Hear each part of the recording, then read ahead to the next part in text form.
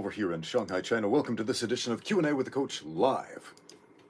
I will proceed with the questions as soon as I get some feedback on my end that I am going live. So far, I'm not seeing the stream pop up anywhere. So, we shall see. This might be a bust.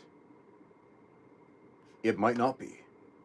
Maybe there are thousands of you clamoring on the other end saying, Ramsey, can't you see my comment? And unfortunately, no. I seem to have gotten worse at managing the technical end of these live podcasts because previously they would just pop up on my screen. And now they're not.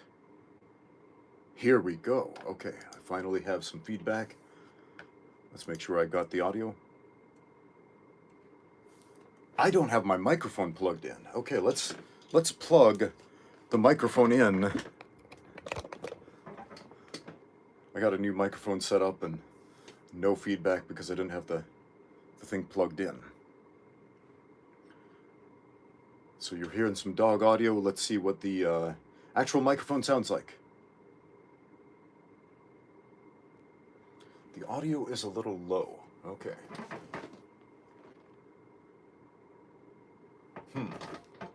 This could be problematic. You know what? Let's change the microphone. And that should solve the problem. One moment.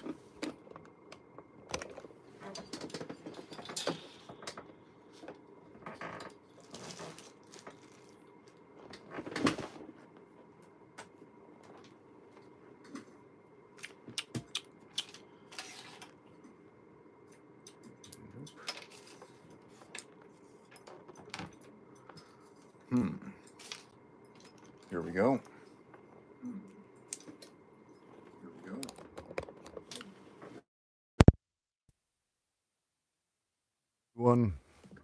What have we got here? Is this one any better? What have we got here? How's it sounding, guys? Are we connected yet? Can you hear me? Is this secondary microphone coming through? Some people are asking about why are we starting at a time that seems insane to me? Well, I live in a way different time zone than most of y'all. If you don't know, I live in Shanghai, China. It's quite literally in the future from the Western Hemisphere's perspective. Loud and clear, awesome. Let us begin then, my friends. Let us begin. It's Ramsey Dewey over here in Shanghai, China. Welcome to this edition of Q&A with the Coach Live. So, if you have questions, drop them in the comments, and that's what we are here for today, answering some questions. ID Ruski, why the stream is so late, Bub? I'm up at 3:24 a.m. Now, I have a pretty good reason for why I'm doing it at this time, because this is afternoon for me. My question for you is, why are you up at 3:24 a.m. in the morning, my friend?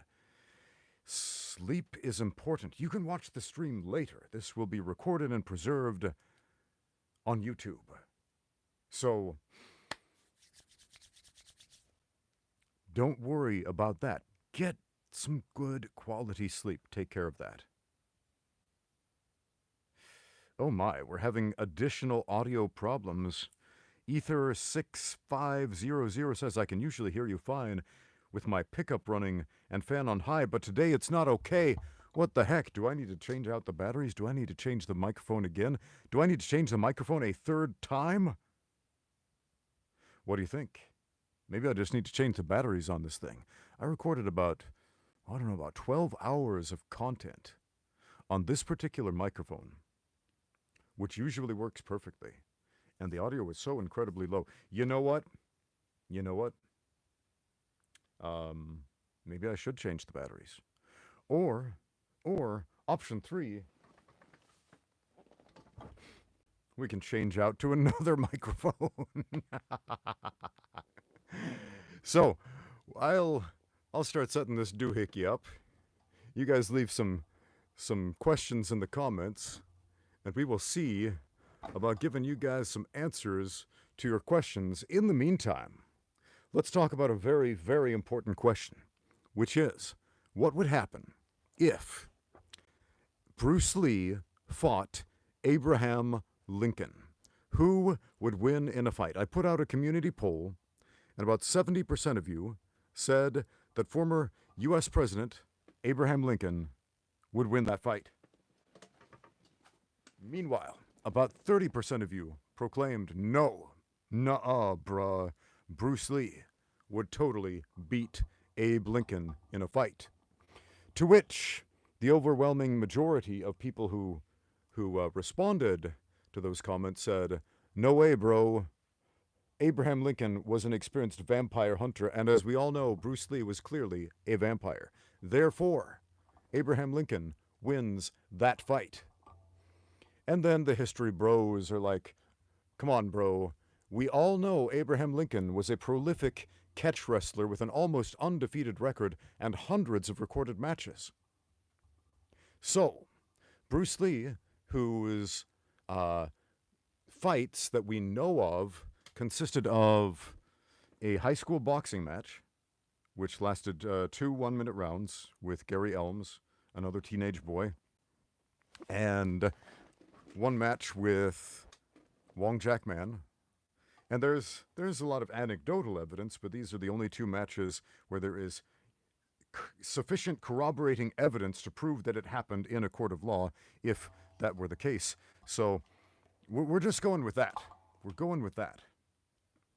Okay, let's see. I think I can plug in this new mic, and it should solve the problems for a friend driving his pickup truck with his fan on and his doohickeys gyrating and his rumbly, tumbly noises in the background. So, if not, then we may just have to change some batteries. So hold on, friends. Hold on. We're going to change this mic one more time before we get the show on the road.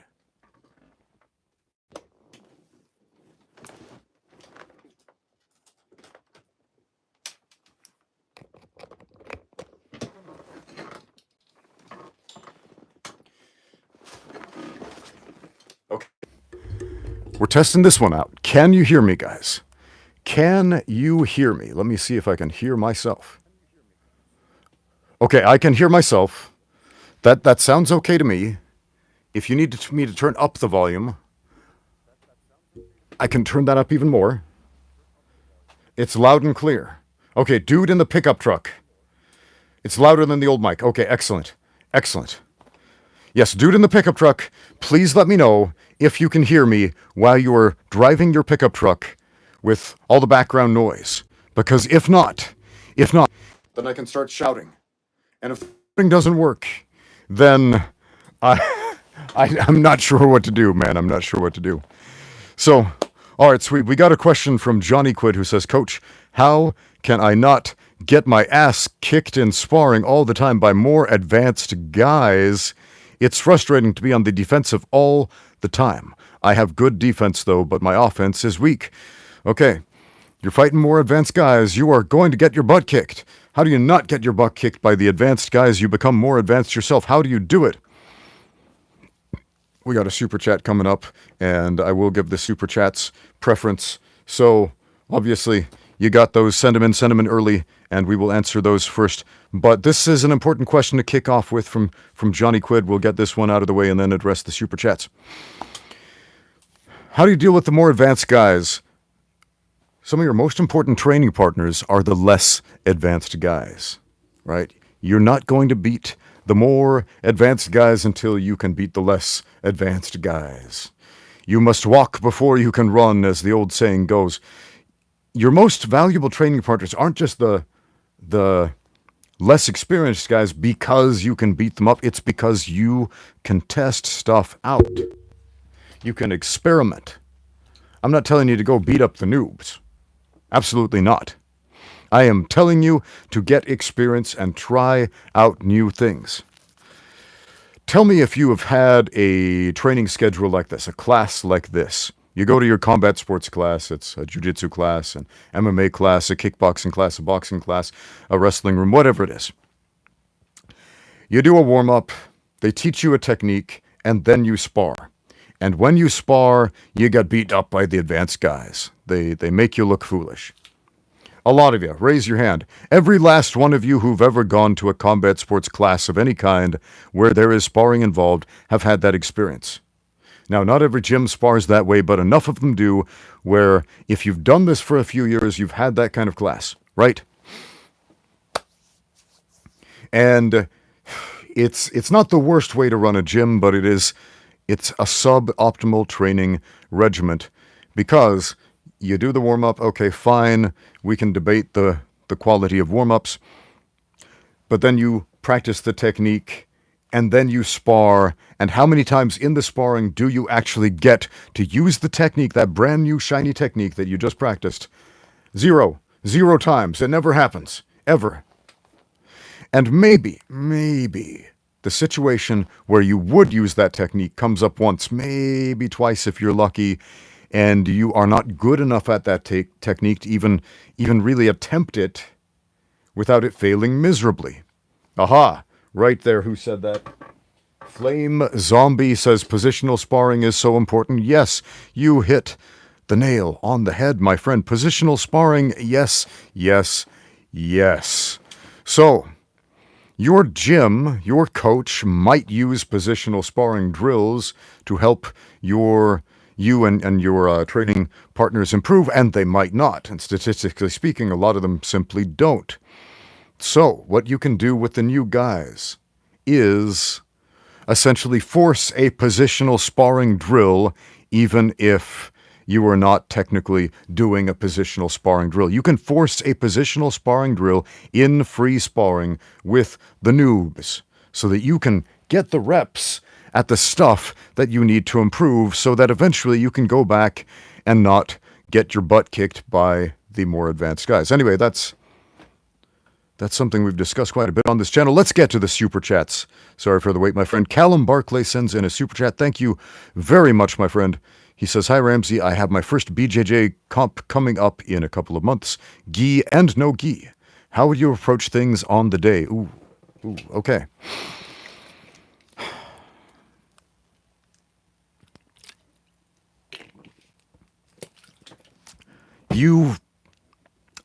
You're probably not wanting to hear me say relax, but relax.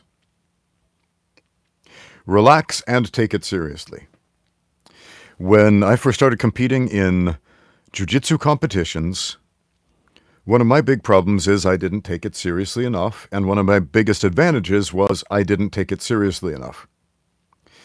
So, for me, having competed in many different professional combat sports, mixed martial arts, kickboxing, Muay Thai, Sanda, etc., all these sports where you know you are going to get hurt, you know there are going to be some severe consequences no matter how well you do. It's this frightening thing, professional combat sports. And then jiu-jitsu, going from that very high combat stress sort of situation to a jiu-jitsu tournament, felt like, oh, well, this is fine. Nobody's going to punch me in the face. Nobody's going to try to knock me out. Nobody's going to try to murder me here. This is like a fun drill at the gym. Okay? So because of that, I had specific advantages in jiu-jitsu tournaments, specifically because I wasn't stressed out. I would look around me and see all these guys, and jiu-jitsu was their one thing, their only combat sport, and I could see they're nervous, they are struggling, they're fighting demons, they are, it's their first rodeo, basically. And that can hold you back a lot, right? It doesn't need to, because honestly, what you do on the mat in a jiu-jitsu tournament really is, and it really should be, the same thing you're doing at the gym. And if it's not, fix that. But then, the thing that held me back, as I said before, was I didn't take it seriously enough, because it's like, oh, this is just like a fun little drill at the gym, and as a result, I ended up getting disqualified from my first few tournaments because I didn't read the rule book. And so, knee reaping because your foot is a few centimeters over the hip line or something like that. Stupid little things that could have been avoidable. And I remember after getting DQ'd a few times, I was like, well, dang it. This is upsetting because my grappling is better than these guys I'm getting DQ'd against, and I haven't been able to prove it. And I don't like that. Let's read the rule book and take this seriously for a change. And I did that and came back with 2 gold medals in my weight class and in the absolute division. And that was pretty cool. So it's about finding that balance. Now, as I said before, what happens in a tournament should be pretty much the same as what happens at your gym, and if it's not, you need to fix that. Here's one of the big things a lot of gyms run into is not starting rolls from the feet. And I have heard all the arguments, oh, but takedowns are dangerous. Look, forget about takedowns. 80% of people in jiu-jitsu tournaments pull guard. There's an 80% chance that you or your opponent is going to pull guard. But if you don't practice pulling guard, you're not going to be good at pulling guard, and there's a high chance that the top guy is going to pass your guard as you are attempting to pull guard if you haven't practiced that in the context of starting from your feet. It doesn't have to be dangerous. You can grab a lapel and sit on your butt and slip over into a leg entanglement or a De La Riva guard or an X guard or whatever you want. There are plenty of safe and productive ways to do that with zero risk. But if you don't practice it in the gym, you won't do it in the tournament. So keep that in mind. Good luck to you. We have another super chat from Scott McGregor who says, sorry, can't stay for the chat. Time for bed and sleep is king. Very true. Get that sleep. I hope everyone is doing well or at least staying sane. Wise words from Scott McGregor. If you dudes are up super late watching this, again, I appreciate you being here to support the channel and all that. That's awesome. But you know what? Get your sleep. You can watch this later, etc. For those of you who are in time-appropriate time zones, cool. All right, let's see if there are any other questions going on here. Man, I'm getting so many repeat questions. About every single day, I get questions about Filipino martial arts, and on literally every single one of my live streams, I have related my experience with Filipino martial arts, which is not much. Even when I went to the Philippines and looked for places to train in Filipino martial arts, I could not find them. When I asked the Filipino people there, including Filipino martial artists, where can I find Filipino martial arts? I don't know, but there's some Taekwondo and some boxing and some Muay Thai over here. There's a Jiu-Jitsu gym up there. So take that for what it's worth. I saw kind of an intriguing question here. Where was it? Jake State Farm says, Coach, I'm having my first MMA fight in March. I want your opinion of hard sparring in camp. I have experienced sparring hard in the past. My coach recommended just going light, though, since I'm concussed. Okay. I've noticed this is something a lot of fighters and coaches do during a fight camp, is they believe that it is important to do some hard sparring in the weeks approaching a fight because they believe that's going to change your fight psychology and get you prepared to do a full contact fight. There are some intrinsic problems with that. Number one is potential injury from doing hard sparring a couple weeks away from a fight.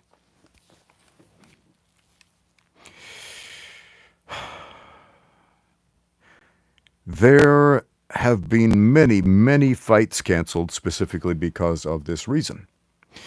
Is it important to do hard sparring 2 weeks before a fight? When I say that out loud, that actually sounds kind of crazy to me. Have you ever done hard sparring before? Have you ever been in a fight before? If you have, you already know what it is. I don't think you need to get blasted in the head again and again a couple of weeks before the fight to get you prepared for a fight. Now,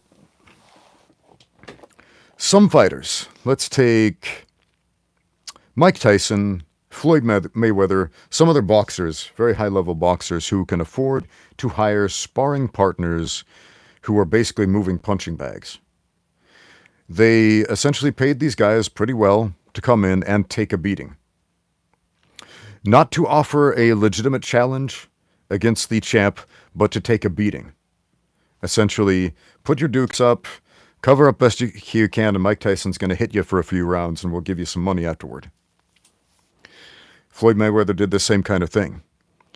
And the reason for that was to get the fighter in the headspace of, this is what it is like to hurt another human being with my fists, and I am conditioning myself for that particular experience. On the other hand, if you are on the receiving end of damage prior to a fight, if you're doing hard sparring matches, you're up against an evenly matched opponent, and that dude is blasting you, you get into a fight before the fight, and maybe that fight before the fight didn't go the way you wanted it to. Maybe you lose. What does that do to your confidence? Maybe you get knocked out or hurt. Holy crap. What does that do to your confidence? I remember listening to Faraz Zahabi talking about a training camp he did with George St. Pierre, where George actually got knocked out in training. And George woke up and was oblivious of the fact that he got knocked out, and Faraz informed everybody, don't tell him. Don't let him know, specifically because that would be very deleterious to his confidence going into the fight he was preparing for. Fight psychology is super important, and the hard sparring is really a psychological preparation more so than a physical one, because physically, hard sparring a couple weeks before a professional fight is dumb. It's like the dumbest thing you can possibly do. Psychologically, you can make an argument for it. I would say there are better things you can do. We've got a few other super chats, so let's address those. Voodoo2130 says, "Hi coach, how quickly can we get back our cardio skills after months or years of not training?" I would say pretty quickly.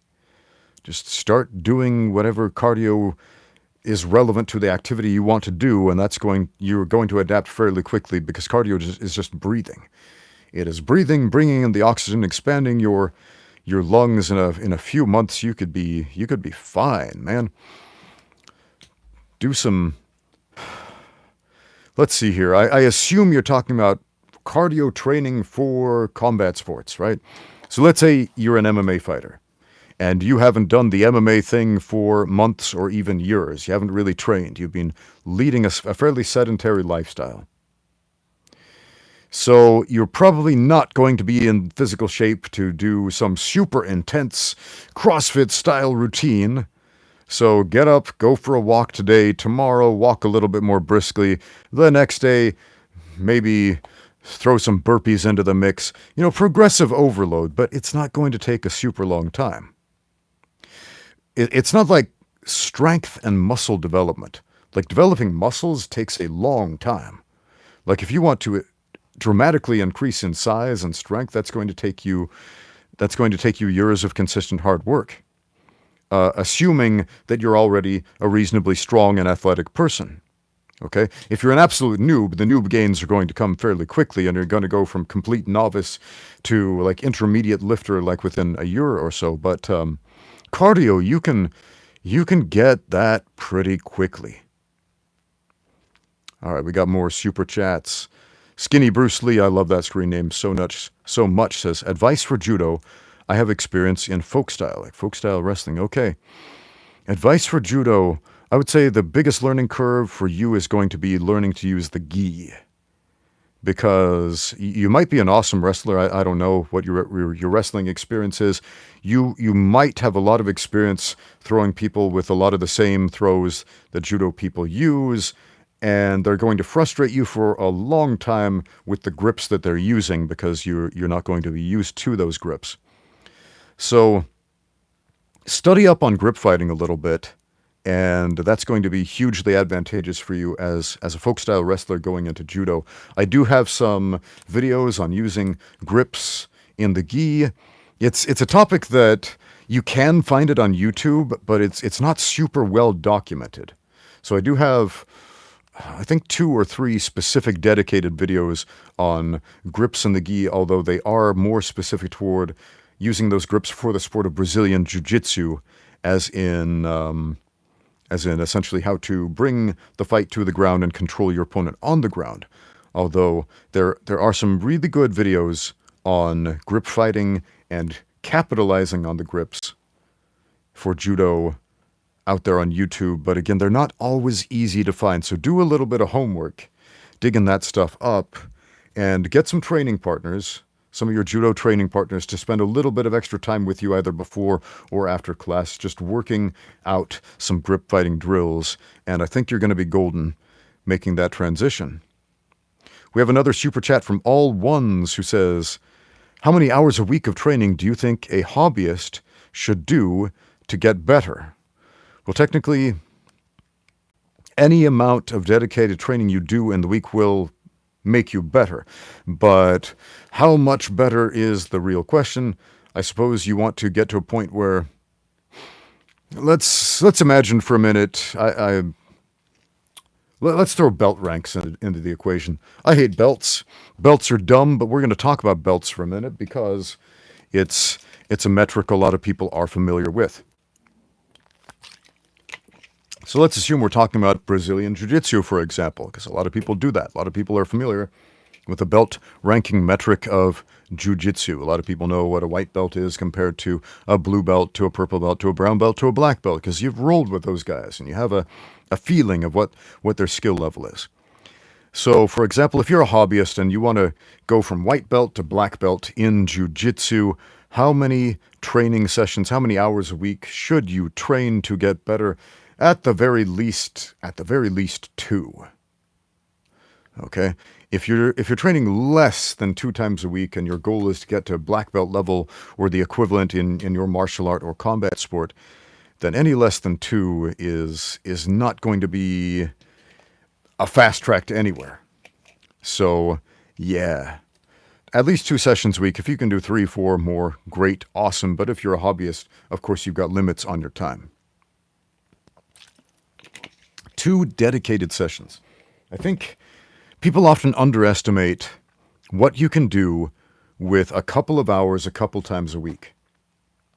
There are a lot of you watching this who are probably not super strong people who would like to be really strong people. You would probably like to be a lot stronger than you are, right? But maybe you don't know the correct way to go about lifting weights. You could do something really simple, like follow a basic 5x5 strong lifts program. Again, look that up if you don't know what it is. 5x5 strong lifts program. Follow a really simple progressive overload program, like start with just the bar and then gradually work up, put weights on the bar, tiny increments over time. And in about a year, you could just have beastly strength just by deadlifting twice a week. And then you would be that guy just by deadlifting twice a week, doing like a 1 hour session, even less. Actually, you don't even need an hour for the strong lifts program. And suddenly everybody else in your class, all your sparring partners, going to be like, dude, you are so strong. Whoa, are you on the juice? What's happening, bro? So if you use your time wisely, you can get a lot done with 2 sessions twice a week in whatever physical culture aspect you're chasing after here. Sweet, we got another super chat from Peter Baumgartner, who says, hi coach, I started BJJ at 24 and I fear I will never be an ADCC champion or whatnot, but I want to become a great BJJ coach in the future. Is that possible if I will likely not become a top athlete? Can you? Okay, sure. Yes, you can become a great coach without being a top athlete. That happens all the time. We could throw a bunch of names out there of great BJJ coaches who were not top athletes, and we could also throw out names of people who started much, much later than you that became champions. The first name that comes to mind is my friend Matt Grant. He started jiu-jitsu in his 50s, and he became an IBJJF world champion at every belt level, from white belt to black belt, in his relevant master's division at the time. And you might think, well, but that's the master's division. That's the old guys thing. Look, it's your peer group. Matt has become world champion in his peer group at every single belt level after the age of 50. So I think, how old is Matt now? Is he in his 60s yet? Probably. He's an older dude, very good friend of mine. He's been on the channel. We did a podcast. We talked all about this. So don't tell yourself, I can't succeed because I didn't start when I was a teenager.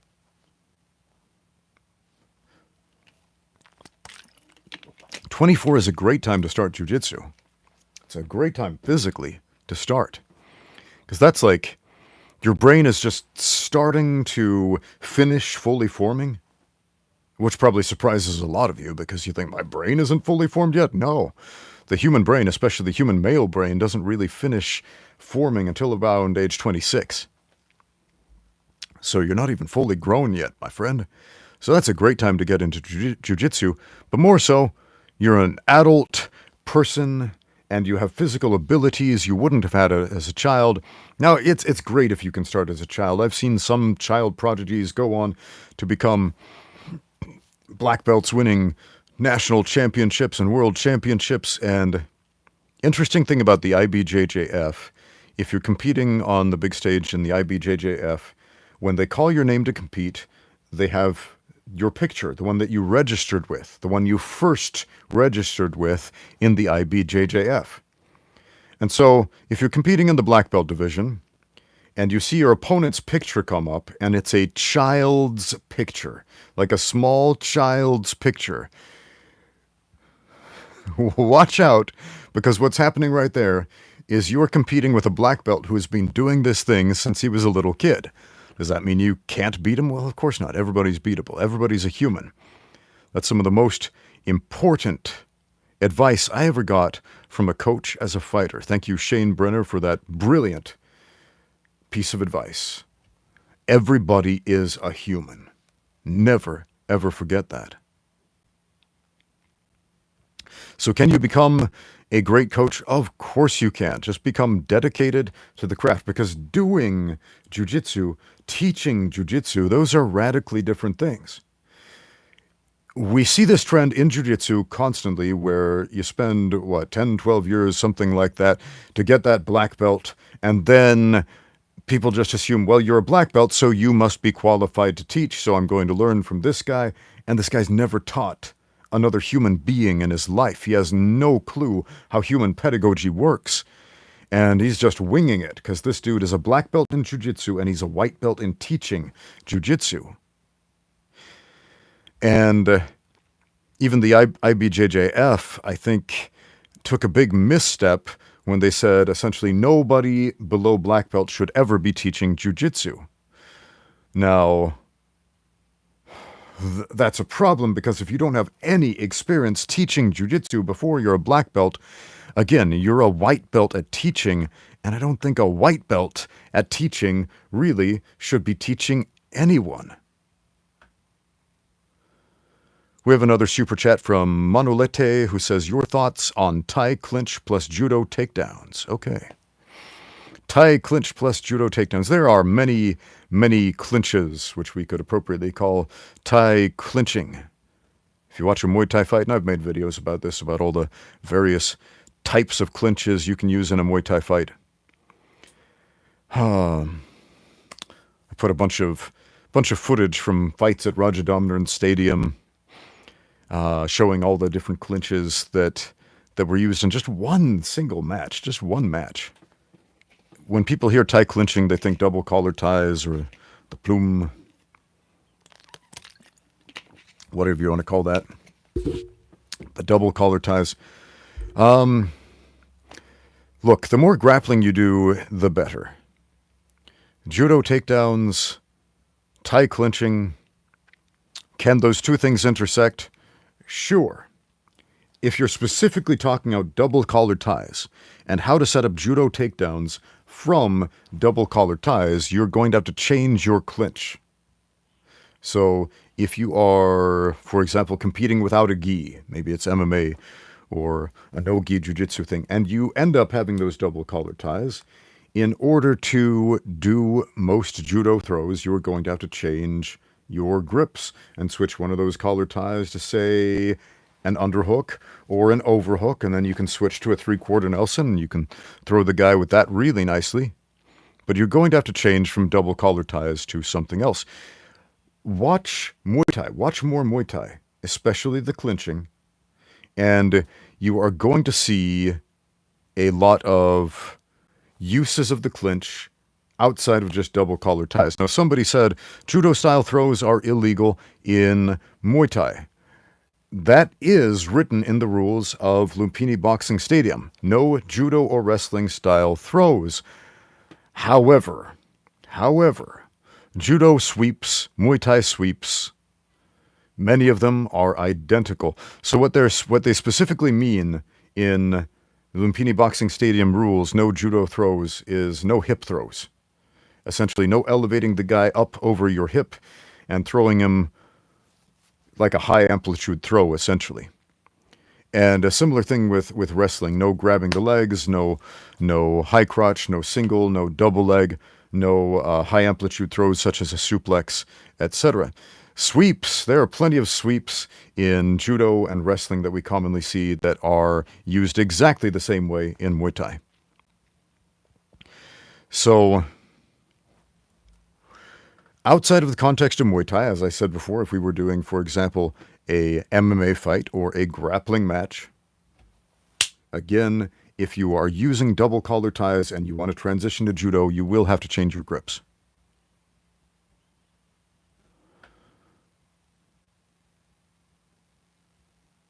All right, we've got another super chat. A couple more. Sweet. They just keep coming. There's so many of them. Okay. Hold on. Let's back up here. See if I missed any of them. I did.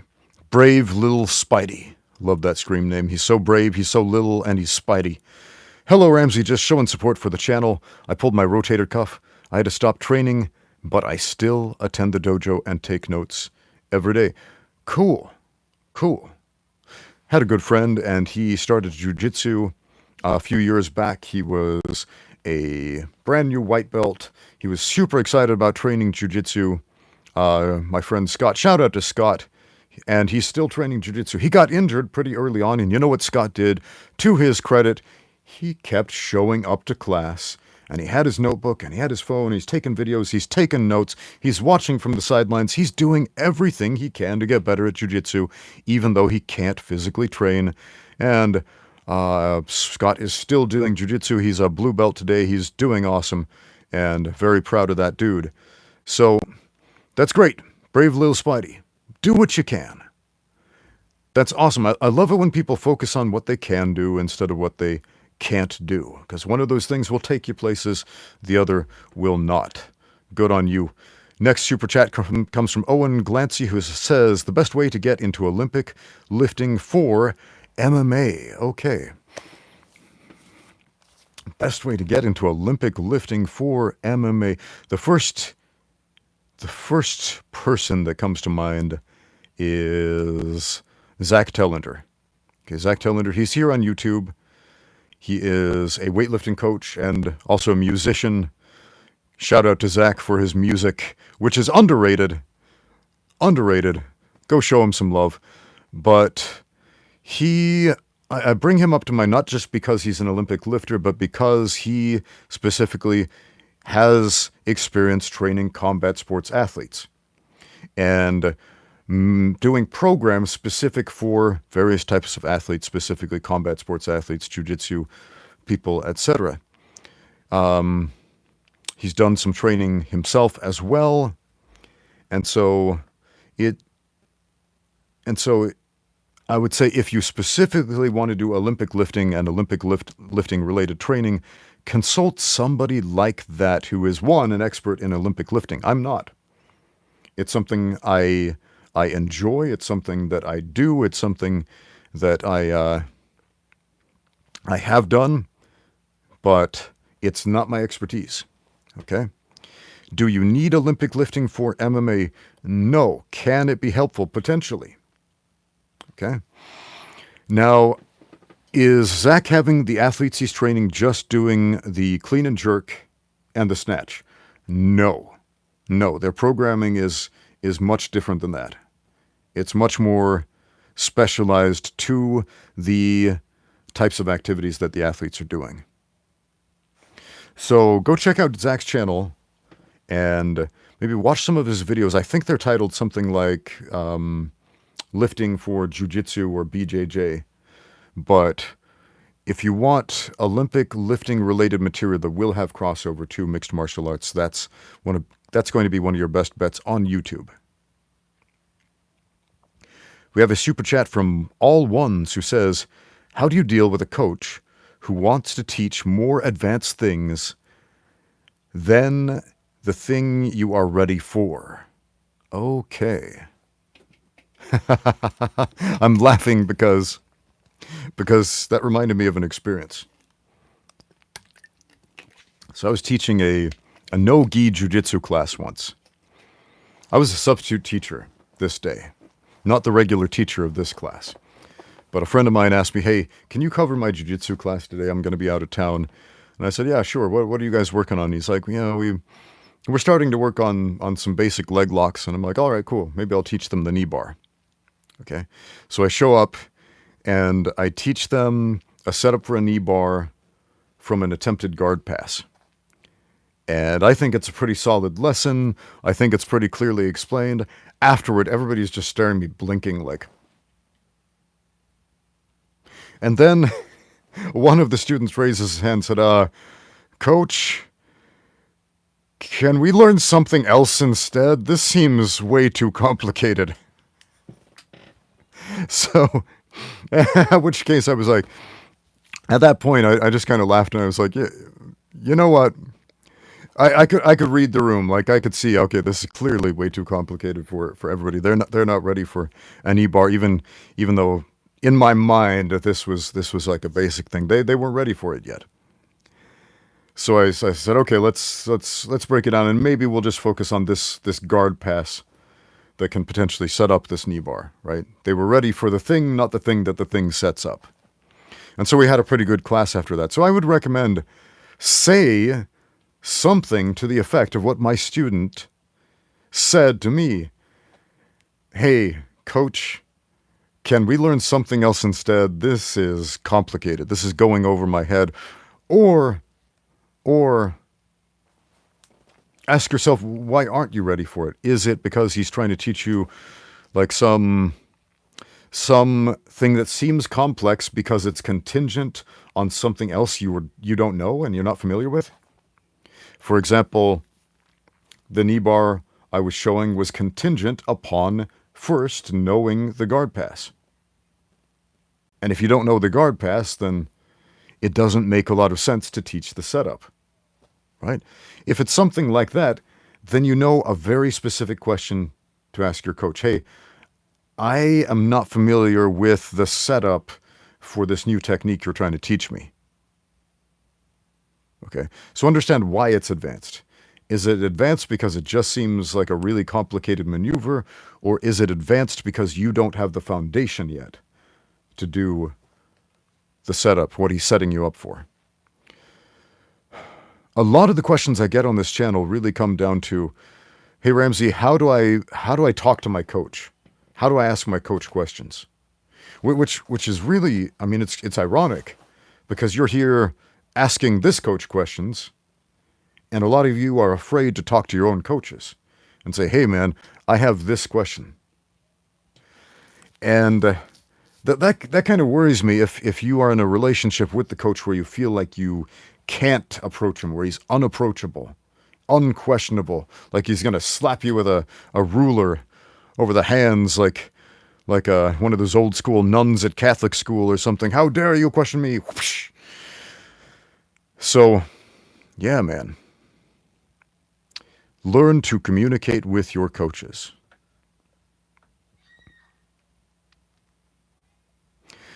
Okay, looks like did we get all the super chats? Did we miss any? What is this thing up here? I think I got them all. If not, please remind me. Let me know. Hey, Coach, I missed you. You missed my super chat, you big jerk. Oh, wait, we got another one here at the bottom that just popped up. So let's take a look at that. There it is. This is from Manolete, who says, is boxing and freestyle wrestling basic MMA? I would say no, boxing is boxing, freestyle wrestling is freestyle wrestling, and MMA is MMA, but I assume you're asking if we combine the skills of boxing and freestyle wrestling, can we be competitive in the sport of MMA? To an extent. However, I would say modern MMA has moved way past that. If you watch early mixed martial arts, you saw guys who had a resume like that. They had some boxing experience, and they wrestled in high school or college. And some of those guys did pretty well in the early days of the UFC in those super boring, take the dude down and hug him in his guard for 30 minutes fights where nothing really happened. And then people got well-rounded, and they learned boxing and wrestling and jiu-jitsu and Muay Thai and how to combine all that stuff and how to do Taekwondo spinning back kicks and all the other cool stuff too, and now everybody is a competent, well-rounded fighter, so it seems. So, you know, certain skill sets can take you so far, right? But never stop learning. There's no reason to limit yourself in the sport of mixed martial arts to, I can only do moves from boxing and I can only do moves from freestyle wrestling. Okay? Case in point, you know how to box, you know how to do some freestyle wrestling, okay? So you start throwing some jabs, you want to set up a takedown, you want to set up a double leg, and maybe you throw the overhand, and then you level change, you get down low, you shoot for the hips, and then that guy gets a shallow underhook on you and does a half sprawl and starts walking you up against the cage, presses you up against the cage, and now you're in a clinch fight. You're in a clinch fight, which is more similar to what you might see in Muay Thai, except your back is pinned against a cage now.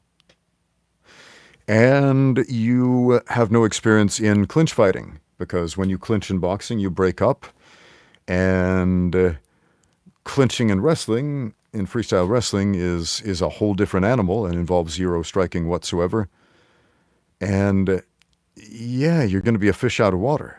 And so the guy who is experienced in that facet of fighting is going to absolutely own you in that situation, which comes up all the time in mixed martial arts. So why would you ignore like 50% of what a fight is? Remember when John Danaher said, why would you ignore 50% of the human body? Referring to the jiu-jitsu tendency at the time to ignore leg locks. Why would you ignore 50% of what a fight is? Doesn't make sense. We have a few more super chats. Another one from Skinny Bruce Lee, who says, I wrestled varsity for a year for my senior year and was a mediocre wrestler, and I'm considering being the JV coach next season. Any advice teaching? Okay. Ooh. Let me mull that over for just a second while I got a swig of water. It's a thirsty day today for some reason. This video is not brought to you by Nong Fu Springs bottled water. It's just the bottle of water I have in my hands.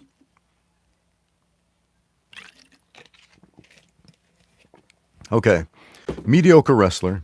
You're considering being the JV coach next year, so I assume that opportunity is available to you if you want it. Okay, why were you a mediocre wrestler? If you could go back in time and coach yourself, would you be able to help yourself overcome the hurdles that made you mediocre instead of good? This is a question I ask myself a lot. And it's one of the ways that I've improved both as a martial artist and also as a coach. Is I would say I was a very mediocre competitor in the sport of mixed martial arts. I was a fairly average kickboxer. I was a fairly unremarkable Muay Thai fighter. And as far as Sanda went, I kind of got my butt kicked in the few Sanda kicks fights that I did, because I was fighting against some very, very experienced people, including including some national Sanda champions of China. And if you don't know the sport and you're competing against guys who do at that level, you're going to get your butt kicked. So I asked myself, if I could go back in time and coach myself, prepare myself for these situations, what kind of advice would I give myself? How would I train myself, etc., etc.? And I have attempted to answer these questions over the years, and because of that, I was able to make some breakthroughs, right? Once again, to improve as a martial artist, but more importantly, to improve as a coach, because I can't go back in time and fix myself. What I can do, one, fix myself now, and more importantly, help the people, the athletes that I am coaching, so they don't make the same mistakes I do. You don't want these guys to be mediocre wrestlers. You want these JV wrestlers to excel. You want them to have the best possible chance at succeeding, right? You want them to go on, maybe get some college scholarship, something like that. Maybe even fulfill their Olympic dreams if that's what they want to do, right? You want to give them the best possible opportunity. And you can. I think the idea, telling yourself, I am mediocre, that's counterproductive, but I like the way you worded it, Skinny Bruce Lee. You said, I was mediocre. Past tense. That's important. You were mediocre. You recognize that. You have learned from that experience. So, will you do what it takes to remedy that so that your athletes will not repeat the mistakes you made?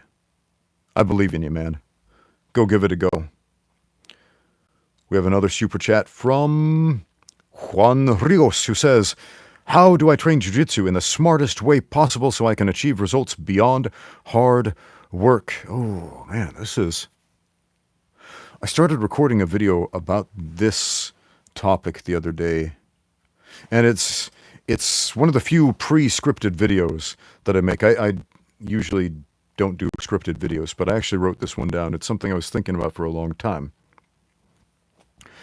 So, a lot of people are surprised when they find out that I don't have the rank of black belt in jiu-jitsu. I hold the rank of brown belt in Brazilian Jiu-Jitsu, and it took me 20 years of consistent daily training, often, usually 2 or 3 times a day training, before I got that rank. And it's not from a lack of training. It's not from a lack of experience. It's not from a lack of skill, in my opinion. It is because I live in a part of the world where jiu-jitsu coaches who give out black belts are not in ready supply. So, but it got me thinking. So 20 years to get to that brown belt. I've had the brown belt for like 2.5, 3 years, something like that. So if I got the black belt today, I'm 46 years old now. According to IBJJF standards, in order to give out black belts to my athletes, if I feel they have earned them, I would have to be a second-degree black belt in Brazilian Jiu-Jitsu. That would take 6 additional years if I'm given the black belt today, meaning I would be 52 years old by the time I am able to promote black belts of my own. Okay? By the time I will have held the rank of black belt for longer than any other rank, I'm going to be quite a bit older. Why? Because I held some of the colored belt ranks for a very, very long time. Okay? Blue belt for 12 years, for example, etc. Now, why am I telling you all of this? And so I kind of went down this kind of depressing rabbit hole of how essentially I will never have the experience of competing in the adult division in Brazilian Jiu-Jitsu, in the IBJJF, at the higher ranks. I will not have that experience. Okay? I can compete in the Masters divisions. Okay? But competing in my prime, in the adult division, I'm too old for that. Can't happen. Can't happen. And is that efficient? No, I would say it's pretty counterproductive. So this thought process the crux of this video isn't like boo-hoo Ramsey, boo-hoo belt ranks, boo-hiss. It's that, okay, if you're asked how long does it take to get a black belt on average in Brazilian Jiu-Jitsu, most people will throw out numbers like 10 years, 11 years, 12 years, something like that. That's a fairly common average number people throw out. Most people nod their heads and say, yeah, that sounds about right. That sounds about right. Okay? However, what if there was a way to gain that skill in half the time?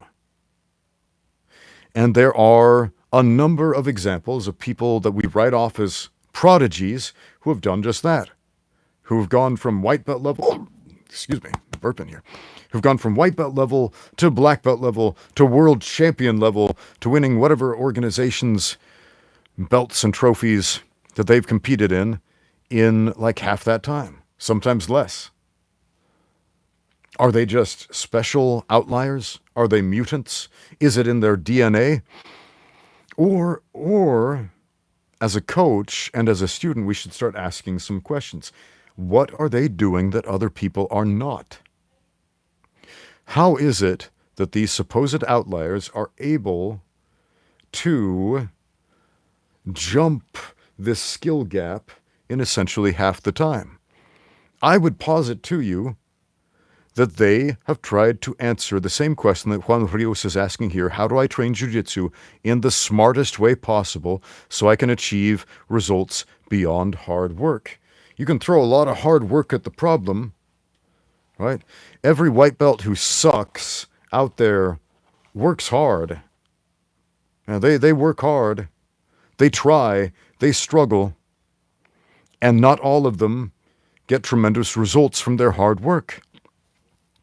Remember that basic class format we talked about? You do the warm-up, you teach the technique, and then you spar. It's the most common combat sports class structure ever. And is it optimal? No, it's not optimal. But it's the most common one we use. And if that's the only one we use, then yes, it's going to take us 10 or 12 years to earn a black belt in jiu-jitsu. So is it possible, if we program our training at a better way, it's not going to take us 10, 12, 20, 25 years, 26 years before we get to our destination?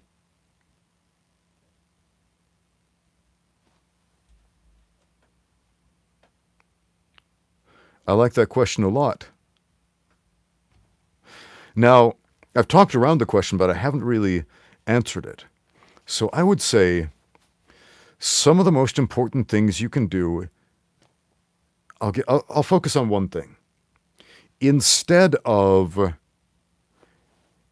just looking at a technique, like this is how you do the technique, this is how you put your hands in your feet in order to make the sweep work or the submission work, start asking yourself, why?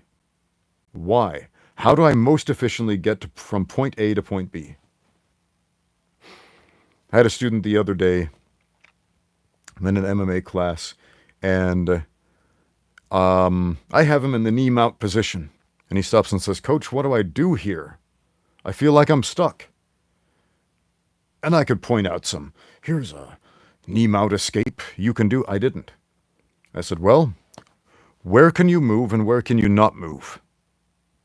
He thought about it for a minute. He said, well, I can't move here, can't move. Oh, I can move here. Okay, you do that. What happens? Well, I'm on your back and I can choke you. Okay, well, let's maybe not move that way. How else can I move? I can move here. Oh, that works. That improves my position. So essentially, he answered his own question, and you know what happened as a result? He remembered it. He internalized that. I'm going to tell you about an experience. The time I invented the three-quarter Nelson. I independently, without learning it from somebody else, came up with the three-quarter Nelson, and I used to call it my figure four clinch. And I was like, yeah, man, I can't believe nobody else is using this awesome technique. And then one day I was looking at some old pictures of catch wrestlers from the 1900s, and I see them doing my move. I see them doing the three-quarter Nelson. I'm like, oh, that's my move. And then I look at an old Greek statue and some dude's doing my move. And then I start seeing it in other places, even like modern combat sports. I'm like, wrestlers are doing this in the modern day. They're doing my move. I didn't invent that. But I tell you what, that's one of my best moves to this day. I will never, ever forget that move because I had to do the problem solving by myself. It wasn't spoon-fed to me. I am an expert at using the three-quarter Nelson. So many different ways. Man, I can murk you with the three-quarter Nelson 6 ways till Sunday, however the saying goes, specifically because I had to use my God-given intellect to figure that out, to problem solve what is the better way to do this. So that's what I'm positing to you, Juan Rios, is the smartest way possible to achieve the best results in jiu-jitsu or any other martial art is to do your own problem solving, especially when it comes to learning new techniques and new strategies.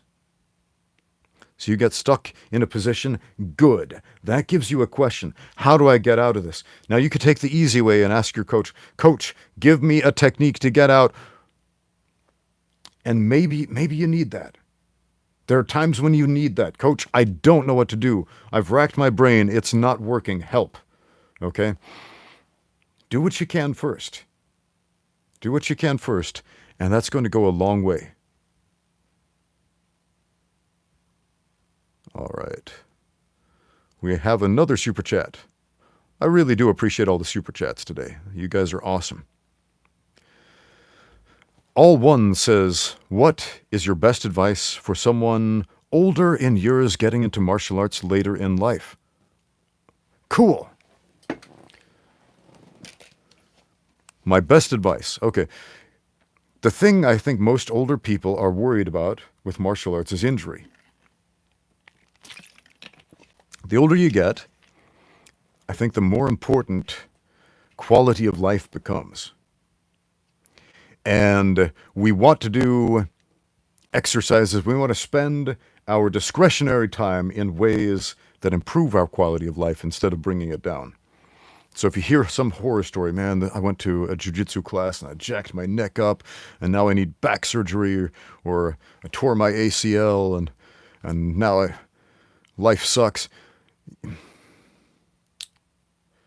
It's no good, right? We don't want that.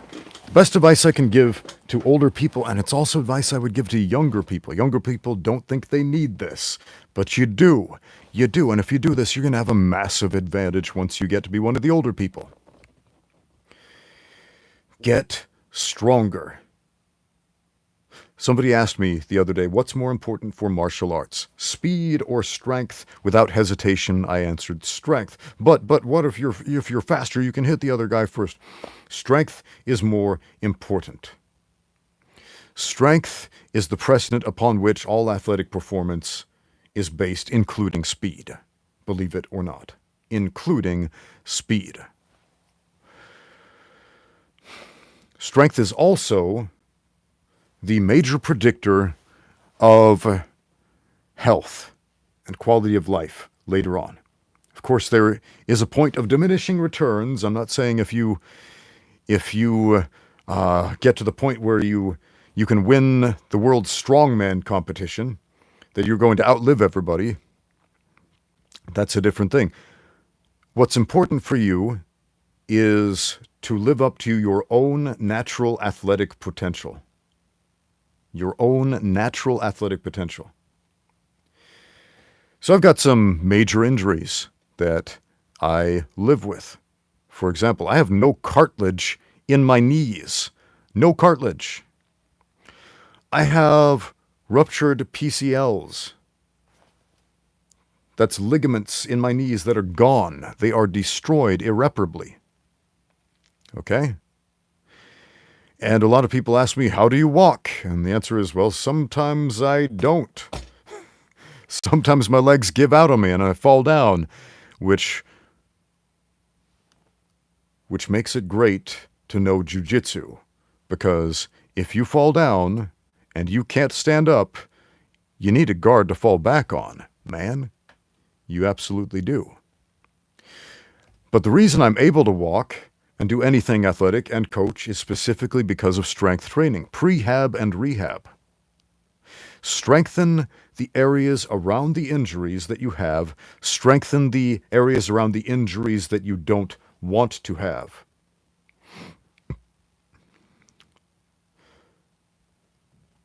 If you are worried about blowing out your knees, which means getting your ligaments torn or ruptured, then make your leg muscles as strong as you can.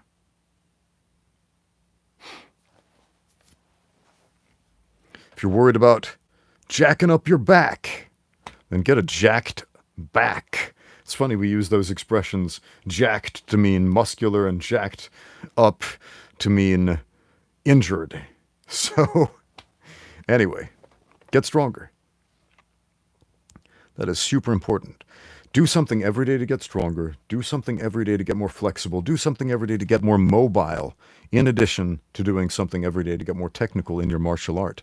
Do those things, and martial arts is something you will be able to do throughout your life. All right, sweet. Did we get all the super chats? Did we miss any? I see some folks like, why won't Ramsey answer my question?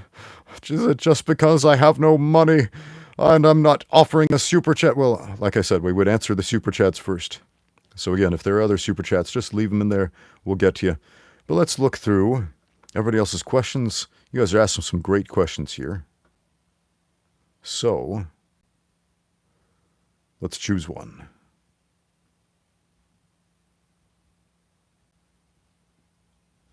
Shaolin Martial Arts says, I missed a super chat, so let's back up. Let's back up. Backing up. Where is it? We got Skinny Bruce Lee. We got Juan Rios. We got Manolete. We got All Ones. Owen Glancy. Brave Lil Spidey. Wait. We missed Brave Lil Spidey's comment. Brave Little Spidey sent in several super chats. He says, hello, Ramsey, I'm just showing support for the channel. Cool. I pulled my rotator cuff, had to stop training, but I still attend the dojo and take notes every day. Wait, no, we actually did read that one. We did read that one. What did we miss, guys? What did we miss? Hold on. Backing up here. We got Scott McGregor's. We got Callum Barkley's.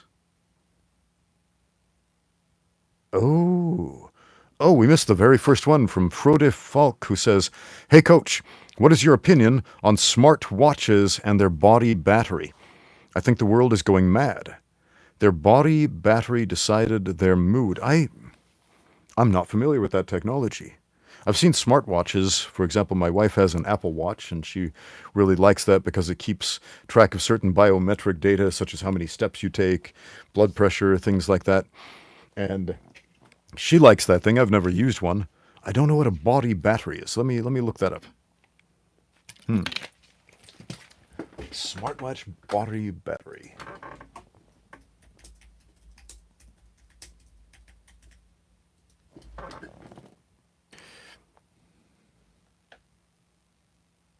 It looks like this is a trademark name from a device from the Garmin company. Okay. Body battery energy monitoring. The body battery feature on your Garmin watch. I don't even know why I'm still wearing these headphones because I'm not actually listening to anything there. I just put them on when I was first monitoring the sound quality from the broadcast, and then I muted it like an hour ago. So the body battery feature on your Garmin watch is designed to help you monitor your personal energy resources around the clock. Powered by First Beat Analytics, body battery energy monitoring takes the combined influences of physical activity, stress, rest, and the restorative power of sleep visible in a powerful way. Use this perspective to make smarter exercise decisions and form healthy habits based on what works best for you. Compatible Garmin device takes your body battery experience to the next level with personalized insight into the most. Okay, so basically it's a biometric tracker, as far as I can tell. Just keeps track of a bunch of biometrics on your body, not too different from what the Apple Watch does. I don't know if it is also a pedometer and keeps track of your steps. But Frode Falk's question again, hey coach, what is your opinion on the smartwatch and their body battery? I think the world is going mad. Their body battery decides their mood. I imagine our friend here probably knows somebody who has one of these smartwatches and they look at it and they're like, I've only taken 9,557 steps today. I haven't got to 10,000. My whole day is ruined. Do you know anybody like that? So, you know what that reminds me of a little bit? Like the biometric tracking on smartwatches reminds me of the Pip Boys from the Fallout video games, where they have these devices on their wrist which keep track of biometric data, and as far as a playable device in the game keeps track of your health and stats and so on. Yeah, man, if you were letting a device like that put you in a bad mood, probably not great. If you were using a device like that to make your life better in some measurable way, great. Okay, let's back up to see if we got all the chats yet. Did we get all of the super chats yet? If not, what did we miss?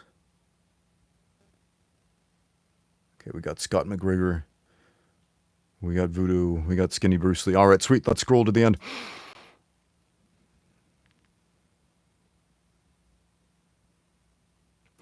Johnny Quid asked this question, and at first it seems like a no-brainer. Sounds like a yes or no question, but there is some nuance. He says, Coach, is lifting bodybuilding style useful in any way for MMA or kickboxing? I want to have an aesthetic physique and some benefits in strength and size for martial arts. The initial reaction I want to give is a no, but here's where bodybuilding style training is useful, and that is essentially high reps at a lower weight in order to puff up the muscles, if you will, in order to get the pump going on. Okay? What that is really useful for is rehab. We spoke a little bit about this before, about how when you get older, that's super important. When you're younger, that's super important. Build up the muscles around the areas where you don't want to get injuries. So, man, I'm not going to tell anybody to not go lift weights, okay?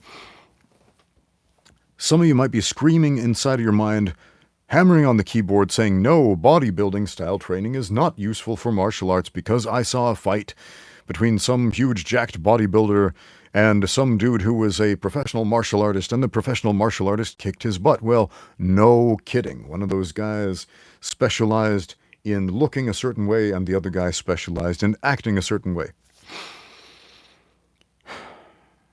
Now,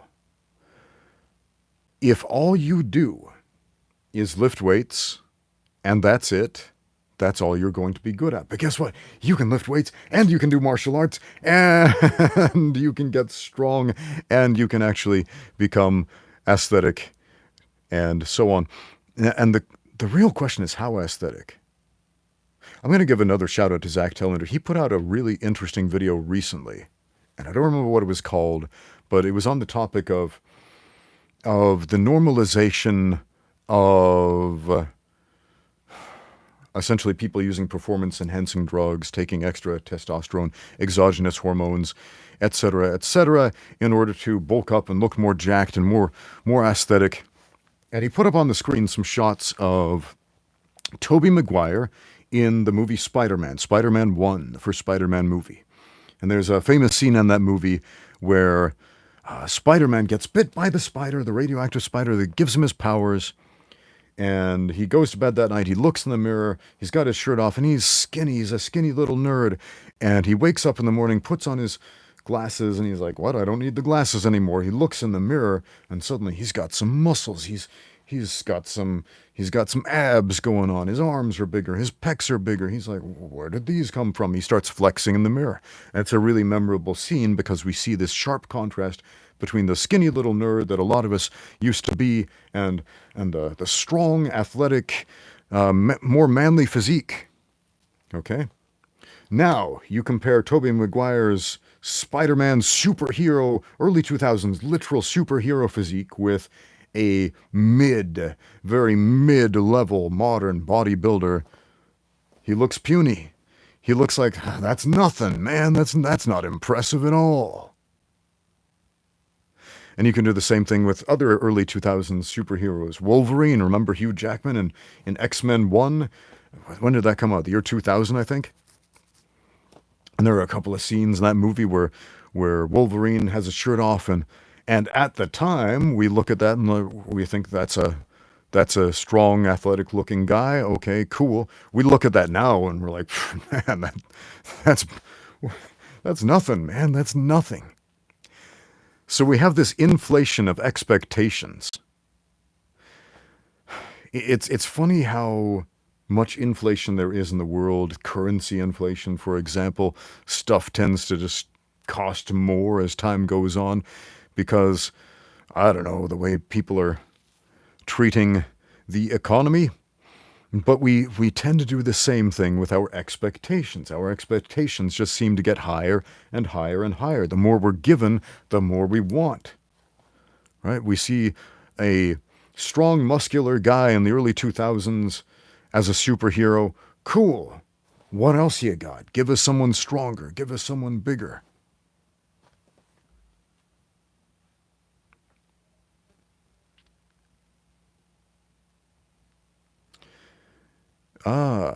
Shaolin Martial Arts asked this question. Ramsey, will you be available in February?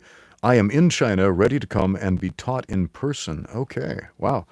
Okay, I'm taking a trip to Thailand. I'm leaving this weekend. I'm leaving on Sunday, and I will be gone for 2 weeks. So if you are in Shanghai the entirety of February, then we could definitely get together and train mid-February, late February, the last 2 weeks of February. If not, if you're just going to be here the first 2 weeks of February, I'm going to be in Thailand the whole time. So I'll be visiting my brother who lives in Bangkok, and then I'll be spending some time in southern Thailand as well, vacationing with my family. So it is funny, like this happens like every Chinese New Year season. Somebody decides to travel to China. Meanwhile, in China, in Shanghai specifically, everybody is leaving Shanghai for Chinese New Year because the city just kind of shuts down every Chinese New Year. It's just how it is, man. The city shuts down for a couple of weeks. But yeah, once again, if you will be here the second 2 weeks of February, we can get out there and train together, man. Hit me up.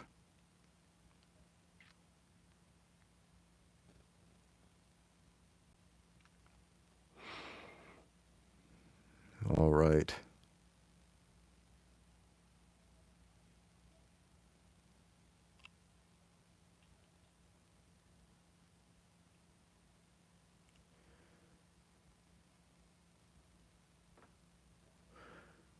There are a lot of comments, but they're not all questions.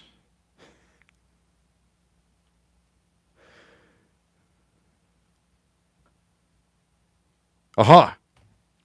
Finally, a question worth discussing. Tobias asks, why won't Ramsey acknowledge that Oblivion is better than Morrowind? It is because you're wrong, Tobias. Morrowind is not only better than Oblivion, it is the best Elder Scrolls game. And not only that, it is the best video game that Bethesda has ever made and probably ever will make. Unless they make a Morrowind remake. Now, they are making an Oblivion remake, which is exciting because Oblivion is a good game. Saying that Morrowind is the best game doesn't mean Oblivion wasn't a great game. Oblivion was a great game. And you know why? Because it's the Elder Scrolls game that is the most like Morrowind. That's why it was a great game, but not a perfect game. It fell short in many ways, specifically, number one, that it wasn't Morrowind. But it is getting a remake, and I am excited about the Oblivion remake. So that's going to be cool, like an official one, not like a mod. There are tons of modded remakes of Oblivion and Morrowind and Skyrim and so on. But this is an official one that Bethesda is releasing, so that should be really interesting. That's going to be fun. I do enjoy Oblivion, but once again, Morrowind, for the uninitiated, is the greatest Bethesda game. Nay, maybe I would go as far as to say it is the greatest video game. The greatest video game ever made, except that Fallout New Vegas also exists. And Fallout New Vegas is one of the greatest games. I would say it's on par with Morrowind as far as its greatness goes. So there are two games I would love to see, like a remake, remaster of Morrowind and New Vegas. And two games I would love to see like a real spiritual successor sequel to, which would be those two. But once again, at the same time, how do you improve on perfection when it's already perfect? How do you improve on that? And some of you might be saying, well, those games are glitchy. My friend, that's a feature, not a bug. Not the first, but the second time I played Fallout New Vegas, right? In the opening scene, you're in Doc Mitchell's house, and there's this doctor. He's nursed you back to health, and he's talking to you, and it's a fairly normal human interaction. That's what it's supposed to be. So the second time I played New Vegas, I'm going through the intro. Doc Mitchell's head starts stretching out like some sort of body horror monster creature, and it's like snaking around the room, and he's like spiraling into this inhuman monstrosity, and I'm like, this is the greatest game ever. Yeah!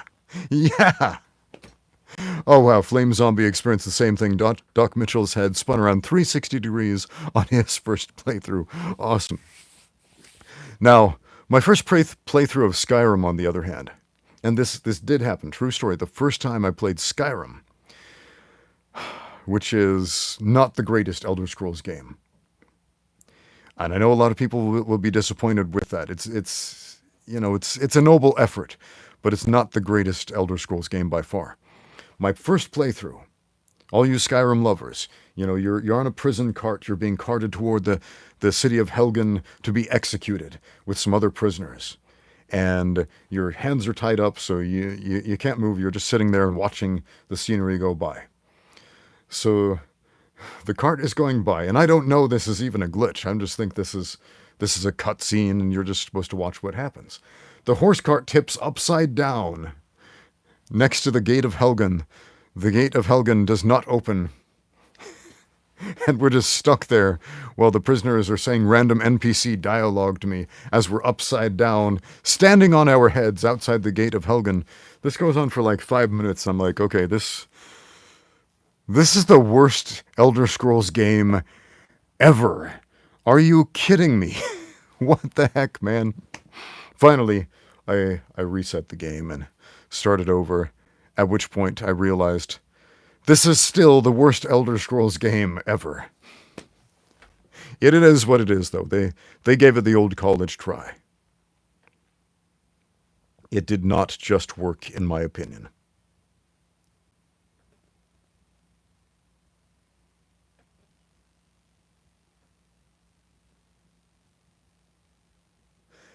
Triumphant Titans wants to know if I think the Pope is legit. Should we have a new Pope, or don't we need a Pope at all? Well, I'm not Catholic. I am not Catholic, specifically because I believe different things than the Catholics believe. And therefore, my opinion on this matter is probably very inconsistent with what any Catholic will tell you. Like a faithful Catholic person will tell you, well, of course, the Pope is God's chosen. And I will tell you something else. So it's kind of an odd question to be asking a member of the Church of Jesus Christ of Latter-day Saints, such as myself.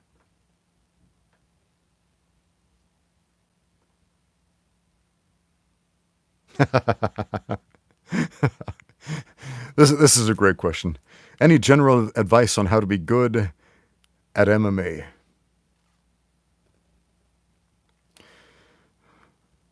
No, my advice is get really, really specific on what you want to improve on. You can do general things like, do things to become a better athlete, exercise, lift weights, do drills, learn technique, all that stuff to get generally better at fighting and athletics. But if you really, really want to improve, get really, really specific about your questions.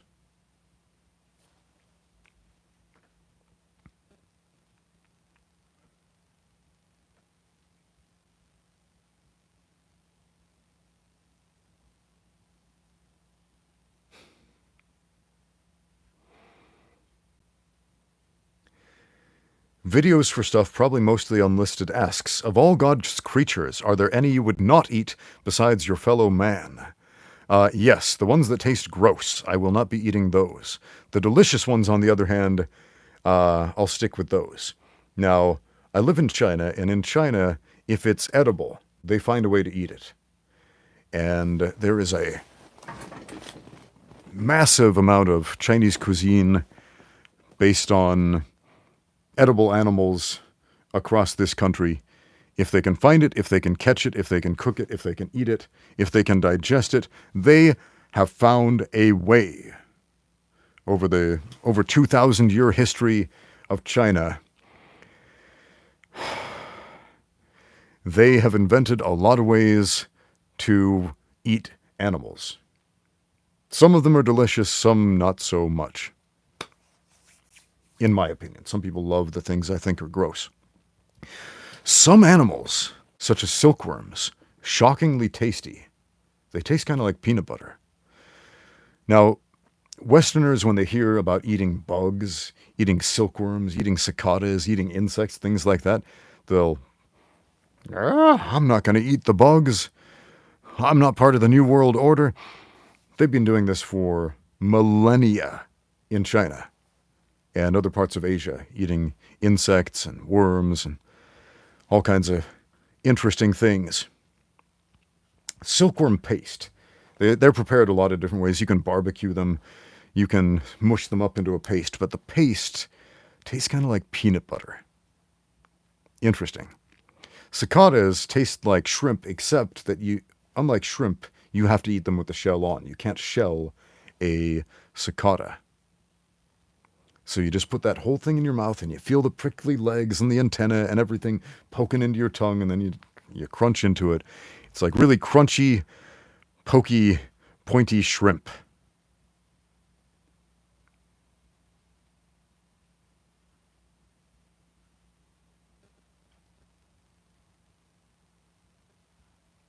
Aha! A mixed martial arts related question. I want to get my first amateur fights in, says Flame Zombie. In MMA, should I fight at my walking around weight or try to cut? I worry about sluggishness and brain damage. Are there big disadvantages to not cutting? Okay. How much weight are we talking about cutting? Is it a couple of pounds or is it a couple of weight classes? Okay. That's going to make a big difference. If it's a couple of pounds, okay, if it's going to be a negligible weight difference between you and the other guy and it's your first amateur fight, look, we can look at this a couple of different ways. Flame Zombie, what's your weight class? Can you tell me your weight class? Write that out in the chat. Like tell me what your walking around weight is right now and tell me what your proposed weight class you're thinking about competing in is. I will wait. Might take a minute.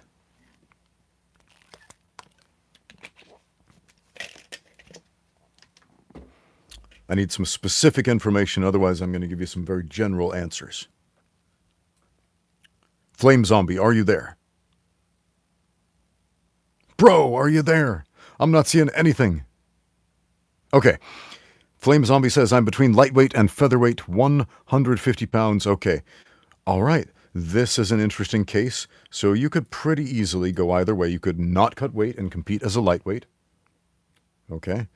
And worst case scenario, you're fighting someone who is cutting from 160 something pounds to get to 155.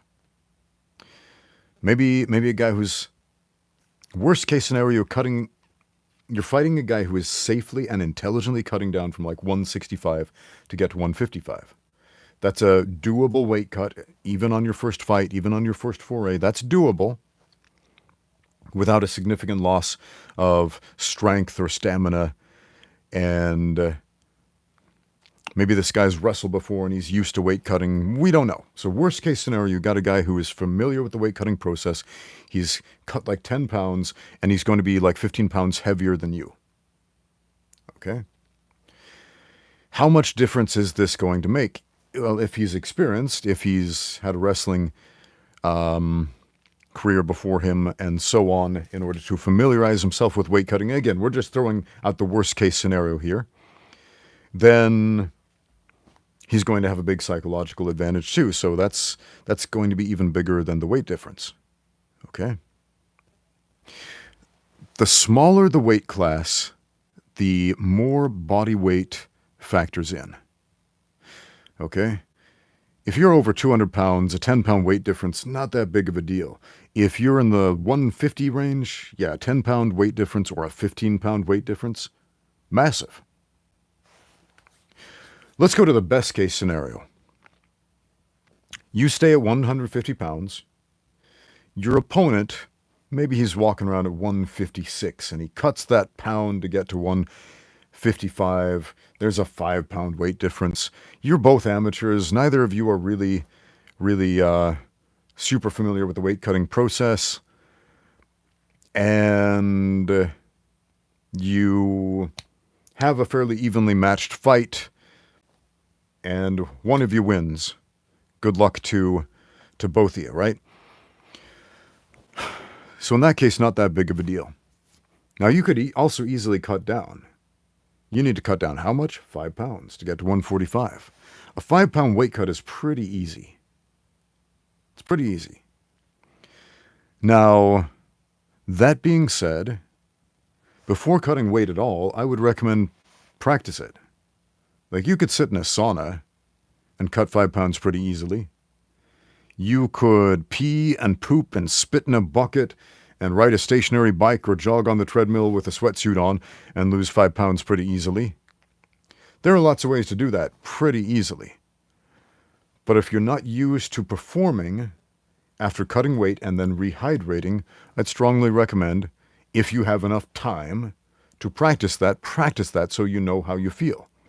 If you can safely and easily cut to 145 pounds and feel just fine, or maybe you're going to feel like trash, you're going to feel like garbage, and you won't want to do that again.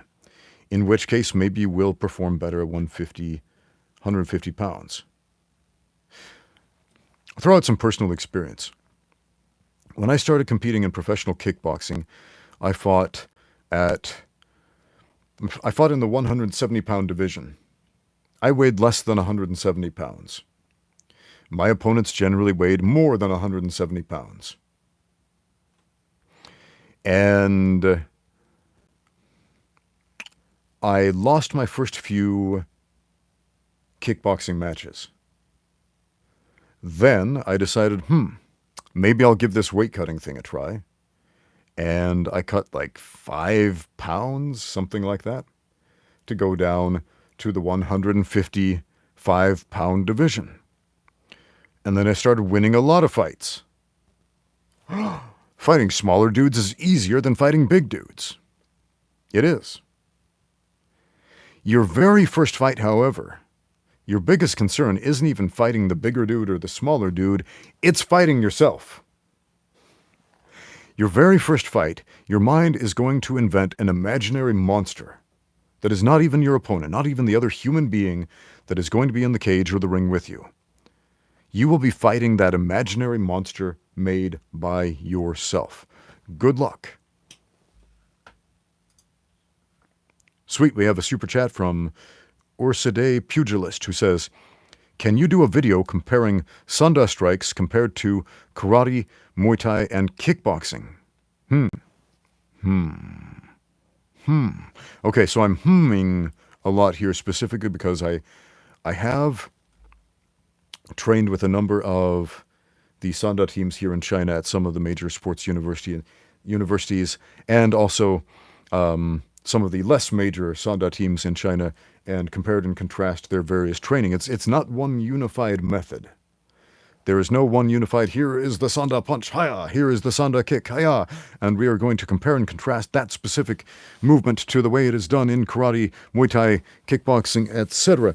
It's not a specific syllabus of movement. There are sport-specific tendencies in Sanda because of the way it's scored.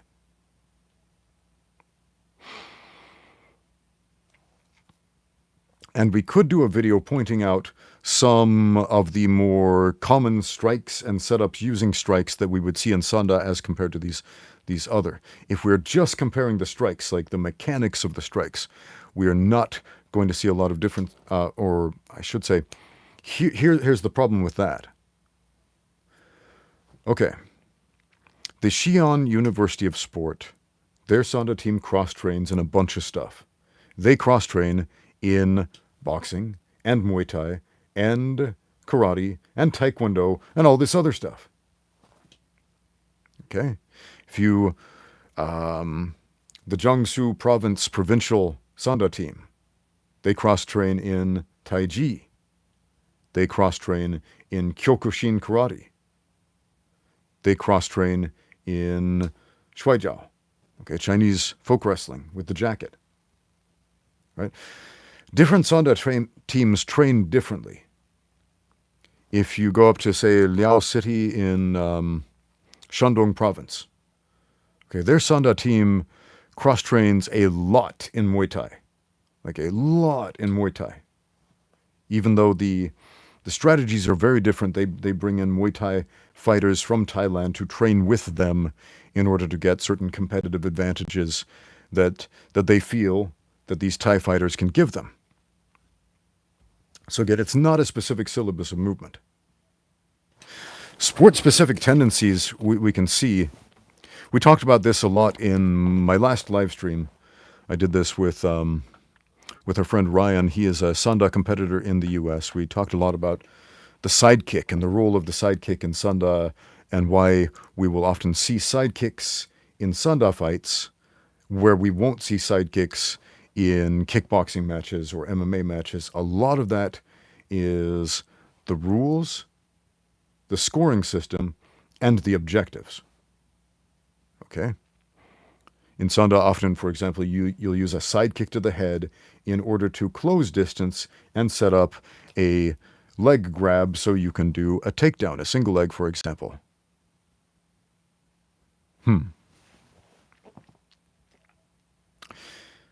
Well, maybe I could do a video about that topic, but instead of comparing the mechanics of specific strikes, we can definitely look at different sport-specific tendencies in striking. I do like that idea. I do appreciate that. So thanks for the super chat. Thanks for the question.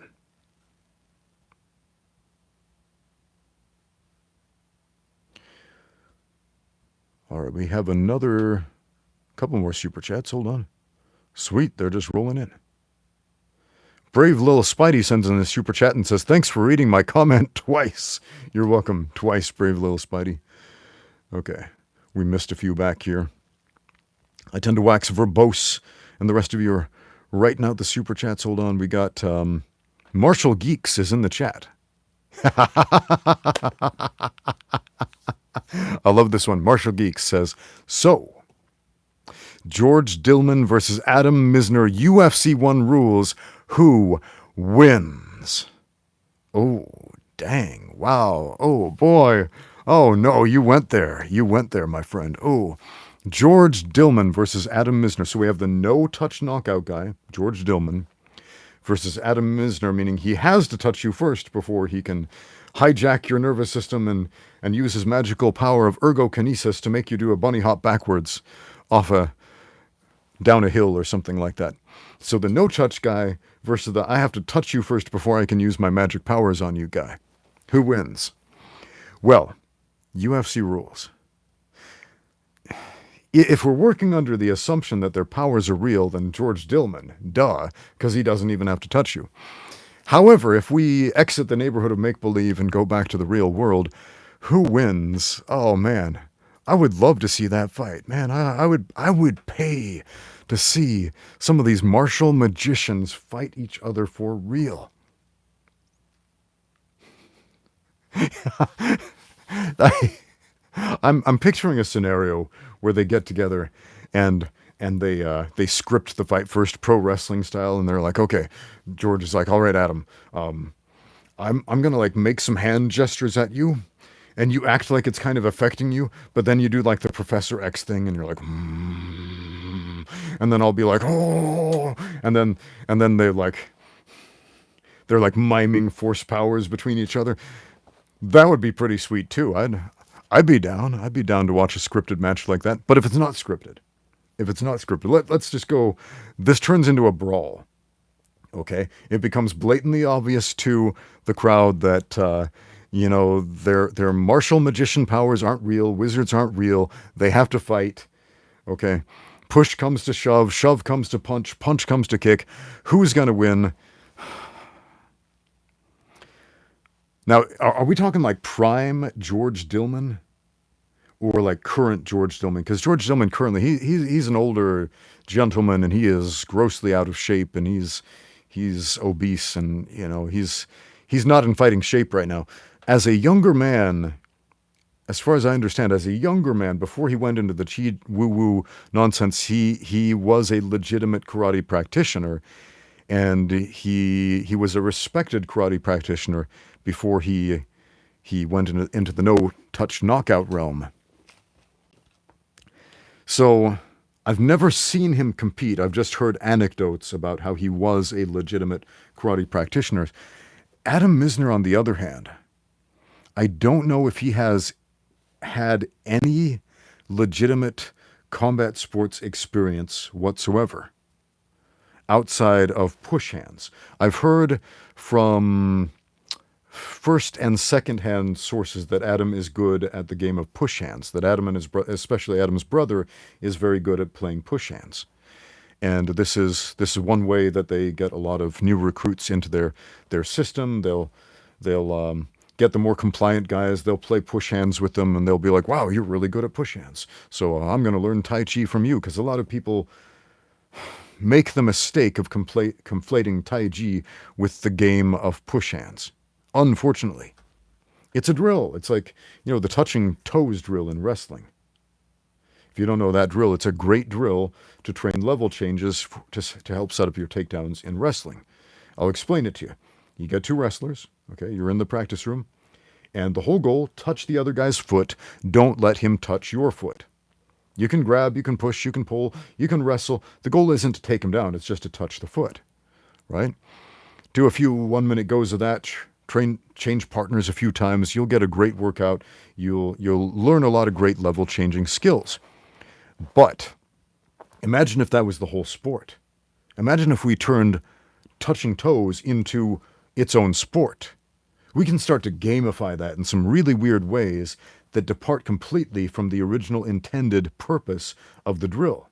Remember, the original intended purpose of touching toes is so you get better at changing levels to set up your takedowns.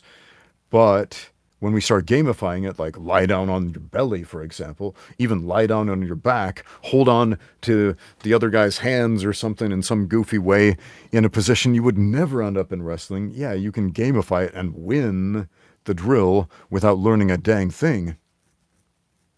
So that's my gripe with all the Tai Chi nerds who don't understand Tai Chi, and they think it means push hands. It's not. That's a drill. And it's exactly as limited as the game of touching toes. So we shouldn't turn that into a sport. Man, we missed a bunch of super chats here. Let's back up. Let's back up. Okay. We got the one from our friend the pugilist. Daniel Hawkmuth says, hi Ramsey, any thoughts about sandbag training? I've been doing it for a few months and I think it's the best thing since gymnastics rings. Okay. Now, it depends on what you mean by sandbag. If you're talking about heavy bag training, like punching a heavy bag, I know some people Some people call heavy bags sandbags. It's very common in China, for example, to call a heavy bag a sandbag. And if that's what you mean, then yeah, that's great. That's an important exercise for any combat sports athlete where your sport involves striking. Do that. Do at least 3 rounds a day on the heavy bag or sandbag or whatever you want to call it. Now, there are other types of training I've heard called sandbag training.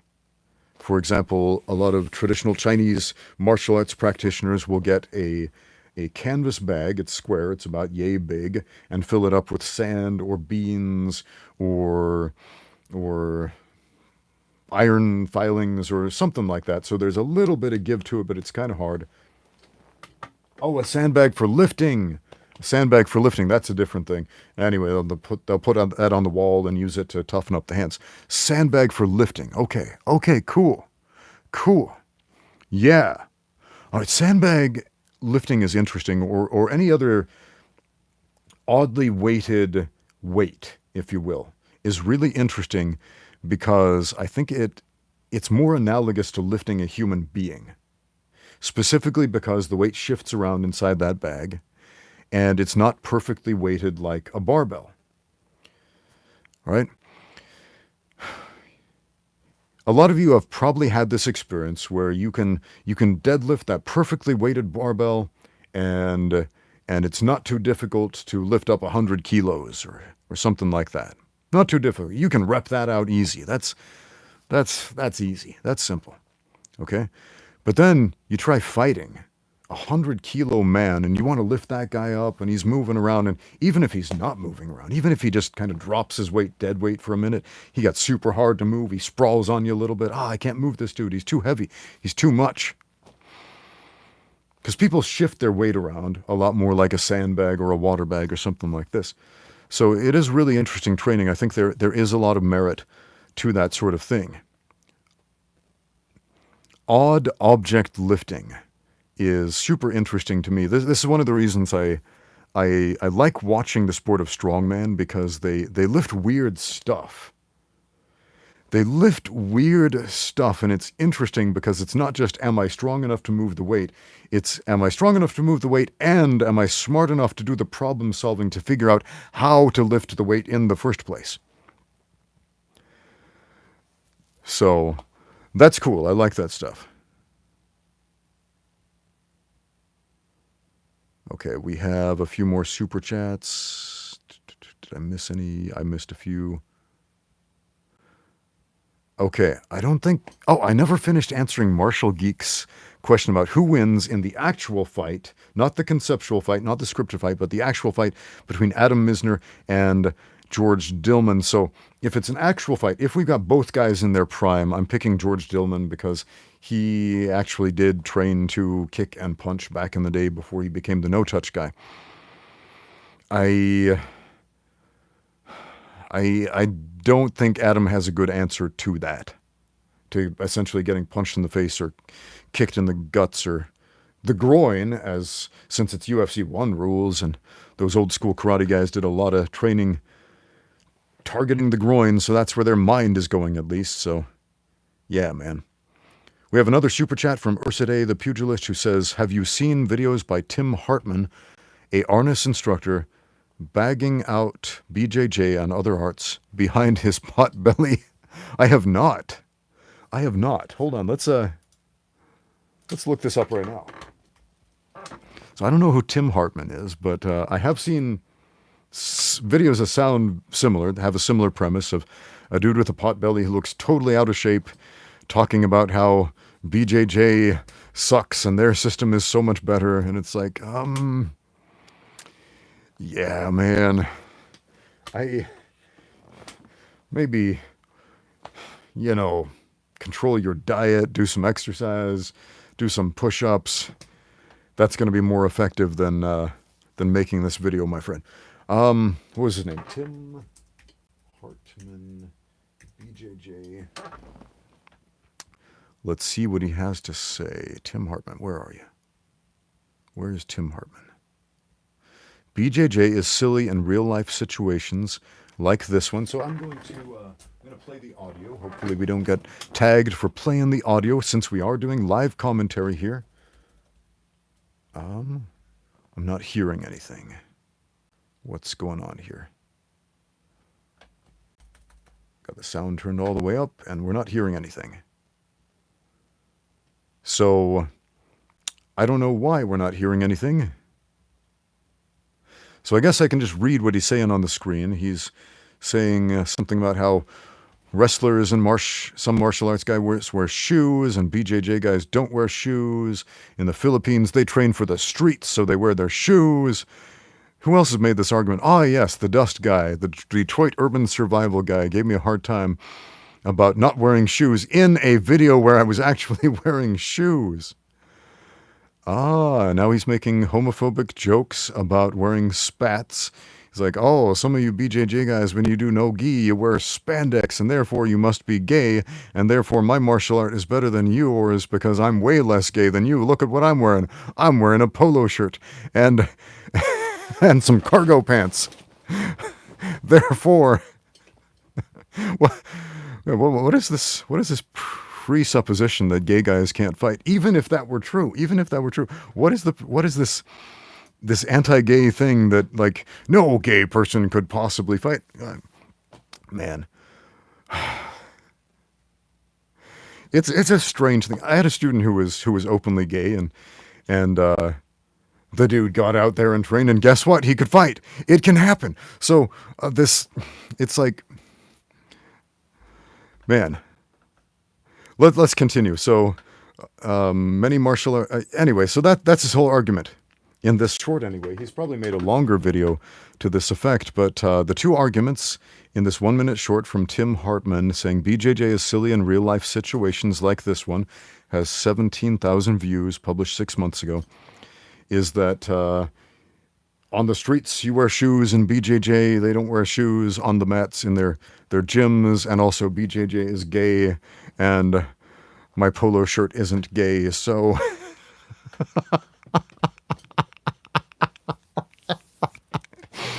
oh man, this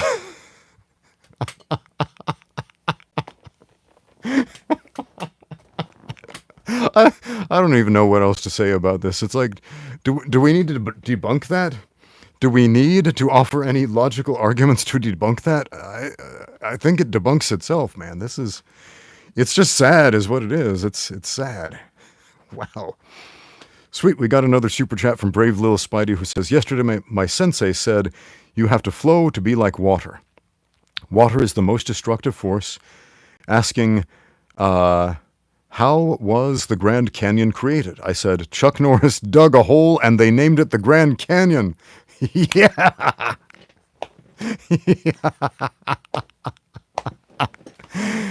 Oh, man. Awesome. Awesome. Awesome. Brave Little Spidey, you're awesome. Thank you for that super chat. And that excellent Chuck Norris joke. Okay. I think there was another super chat that we might have missed. Maybe not. Let me just back up. It scrolls by so quickly. So, thanks for the Chuck Norris joke, and thanks for the recommendation to check out Tim Hartman's excellent video on why on why he has no idea what he's talking about. So, what else do we have? Oh, here's an interesting theoretical question from Perrin Chan, who says, would telekinesis make martial arts redundant? Would fights look like some kind of no-touch sumo or an intense stare-off? I suppose it would depend on who is better at telekinesis. I've seen a lot of people, when I made some debunkings of Adam Misner's nonsense, made a couple of videos explaining how to do the tricks that he does and how to do them better than he does them. And you can learn how to do it in less than a minute. You can be one of these chi masters in less than a minute if you just pay a little bit of attention. But let's just assume for a minute it's real, which some people in the comments in response to those videos told me, no, dude, it's absolutely real. Check out this video where this guy is using his telekinesis. And so I watched a few of these to see, is there even a grain of truth to any of these?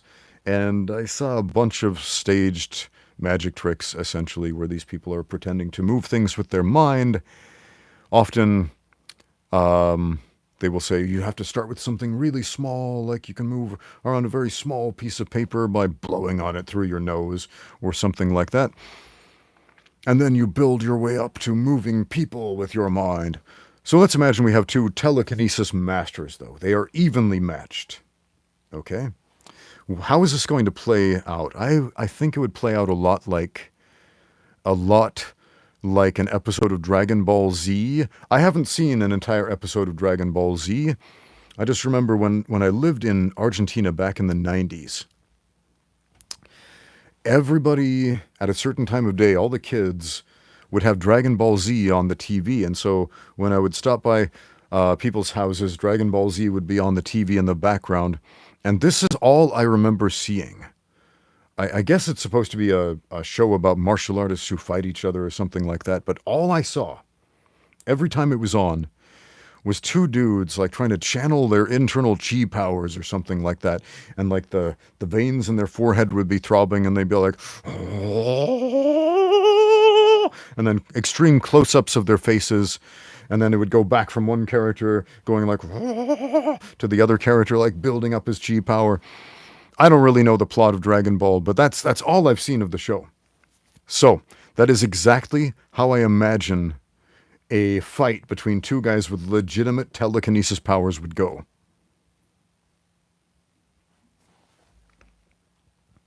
The Faustian man says pretty much Dragon Ball Z in a nutshell. Okay, so I guess that's it. That's it.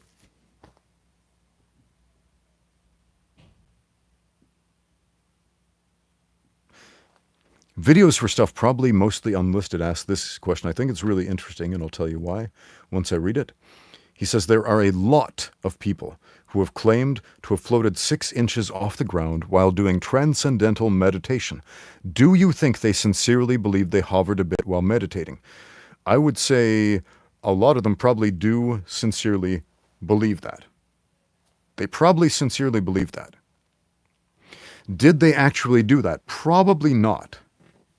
Now, I'm not going to say definitely not, because I have not seen evidence either way. Okay?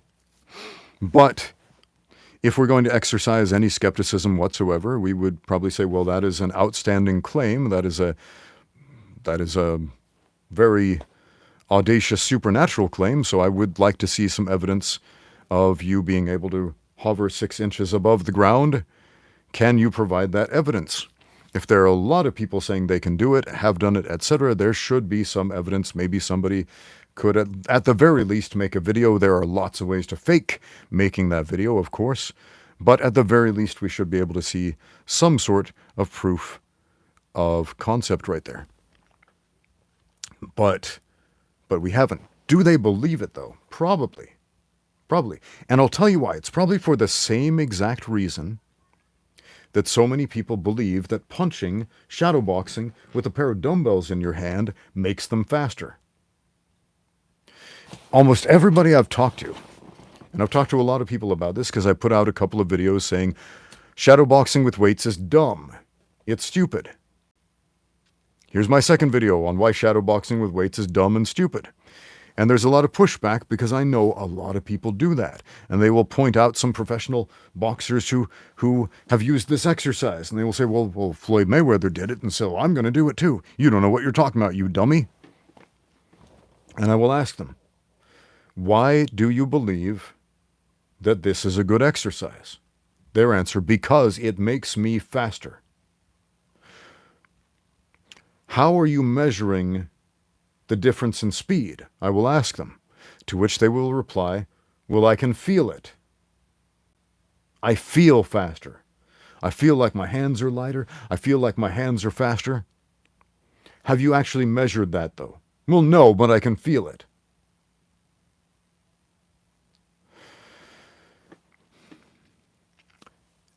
Try the exercise, not because it's a good exercise. If you haven't tried it, try it. Shadowbox with some weights. Do a round of just shadowboxing with a couple of 1 or 2 pound dumbbells in your hand, or 1 kilo dumbbells, something like that.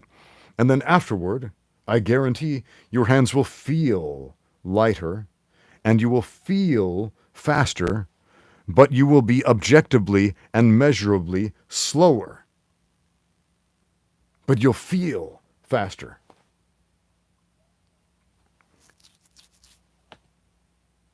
Why? Well, because you'll get a buildup of blood in the blood vessels in your shoulders and in your arms that will give you that feeling, that sensation of being lighter. But you will be expending energy in a way that will make you move slower in reality. How you feel and how you perform are not the same thing. So these guys, I imagine, the ones who really believe that they are levitating, they're probably they're probably meditating. They're thinking about this very deeply. They're imagining themselves floating off the ground. They're putting themselves in a place mentally, emotionally, maybe spiritually, and in other ways where they feel like they are floating. They feel like they're having this experience. So it must be true. I guarantee the overwhelming majority of the time, that is what is happening.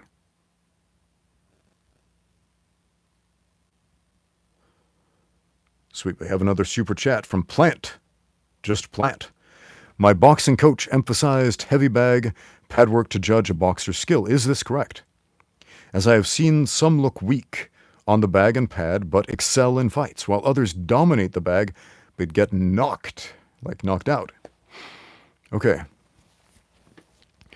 If your coach is a good boxing coach, then he's probably better at assessing how somebody would perform by watching them on a heavy bag than an average person would be.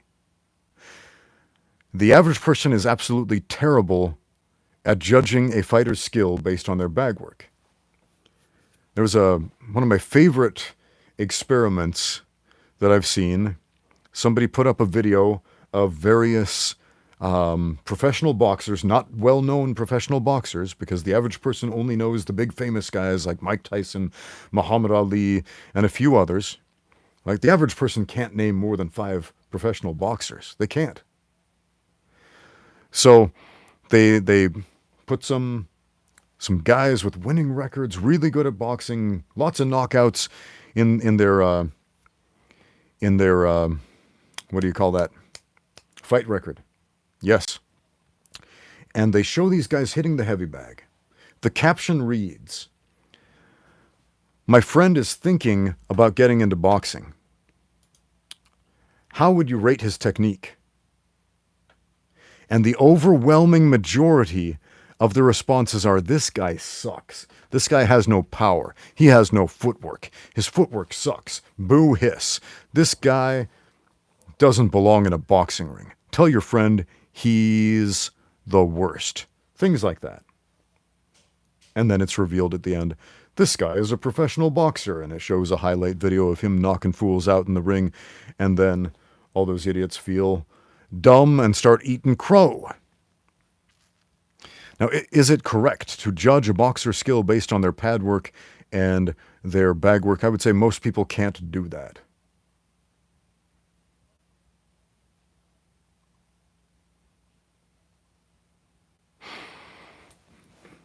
I would say even most boxing coaches, they're getting very limited information from bag work and pad work. What they will be able to see is his technique good? Is his punching technique good? Is he spacing himself well when he throws the jab? Is he moving in and out? Is he cutting angles, or is he just standing there like a statue? You'll be able to tell a few things about a fighter based on their bag work. I think a lot of amateurs become obsessed with the concept of power and looking powerful. If you put up a heavy bag video on YouTube, you will get a plethora of comments from people telling you how weak you are, how you have no power. It doesn't matter how hard you're hitting the bag. They have no way of measuring your power. None whatsoever. It's interesting, I put up videos of myself hitting different types of bags, some very heavy, some very light, some water bags, some bags filled with sand, some filled with rags, just different types of bags, and they react differently. There was one bag that was very plush, and you hit that thing and you just, boom, you see visible dents in the thing. In the videos where I hit that bag, people respond, "Wow, Your punches have so much power. When I put up a video of myself hitting a much, much larger, heavier, more solid bag that doesn't move as much and you don't see the dents, the comments are, "You have no power. What's wrong with you? You don't know anything about boxing." Urgh. When you hit the water bag, and the water bag doesn't swing as much because when you hit it, the water kind of jumps in the middle, then it settles, right? A lot of, how can I put this, idiots who don't know what they're talking about try to judge your power on the heavy bag based on how much the bag swings, which is stupid. It's dumb. You don't want that bag swinging around most of the time. So I would say, no, by and large, that's not the correct way to try to judge how good somebody is at boxing or kickboxing. It can give you a few ideas, but only a few. Sweet, another super chat from Martial Geeks who says, have you ever watched JJIF Jiu-Jitsu fights? Like the fighting system rules. It's a Jiu-Jitsu branch that we're doing besides MMA. I think it's hit or miss. JJIF. I'm not familiar with that. Let's see. Do they have anything on YouTube? Let me look this up. JJIF. Let's look up the JJIF World Championship 2024. That's odd. I'm getting a bunch of results for IBJJF championships. Let's just look up JJIF.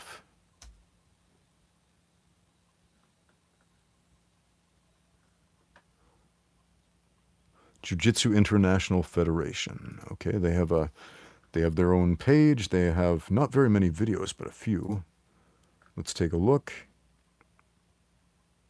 Oh, is this one of those hybrid striking grappling sports? Because I see the competitors have shin guards on, and it looks like they have gloves as well, and they're wearing gis. So is this like German style jiu-jitsu where they kick, punch, and grapple? Okay, I'm watching a little bit of it. Okay, the competitors come to the center. They bow. They square up in like karate stances. Yeah, they're bouncing around like it's a karate match. They run in. They punch the body. The referee holds up a hand. Apparently, they score some points for body contact with the punches. I'm guessing there's no face contact. Otherwise they would have been pummeling each other in the face by now. All right, they're clinching up. Yeah, so this looks a lot like German Jiu-Jitsu. Okay, she does a soe nage, throws her opponent to the ground, and is starting to work into kesegatame, a scarf hold right here. Okay, yeah, so it's one of those hybrid sports. I've seen some Jiu-Jitsu leagues like this. I'm not sure if it was JJIF or something similar, but I've seen similar sports. It's interesting. It is interesting. I think, is it a hit or a miss? I think it's good to have options like this where you can compete in a hybrid sport where you can grapple and punch, but there are certain restrictions like no headshots and so on, so that a wider variety of people can dip their toes into combat sports. Maybe you're thinking about a career in MMA, but you're not quite sure. Maybe you have some grappling experience or karate experience. And this could be a safer way to, again, dip your toes into the field and see,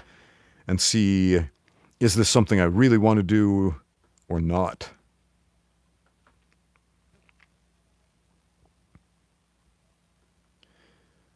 Sweet, we got another super chat from Brave Lil Spidey who says, how are you feeling traveling for martial arts? Traveling for martial arts. Let's see what the rest of the question says. I see the USDC retreat from Rokas, but I find more value traveling to your gym and training as a goal. Thoughts? Well, of course, man. If you want to learn how to fight, come train with me, dude. That's my whole thing. Training athletes to train fight, to win fights. If you want to,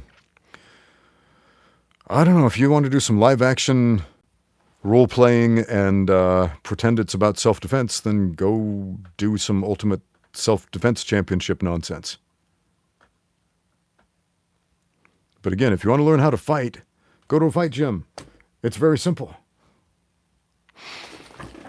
I thought about making a video because I get a ton of questions from people, and I'll just put this out here instead of making a dedicated video about it.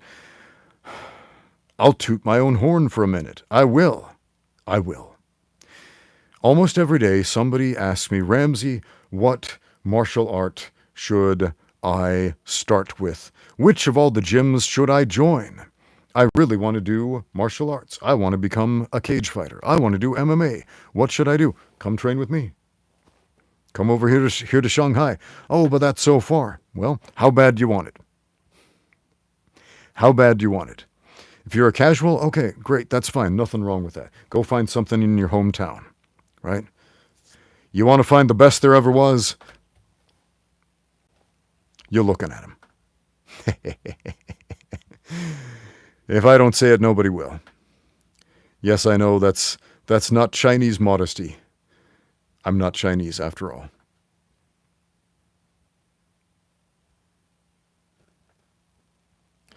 What other questions do we have?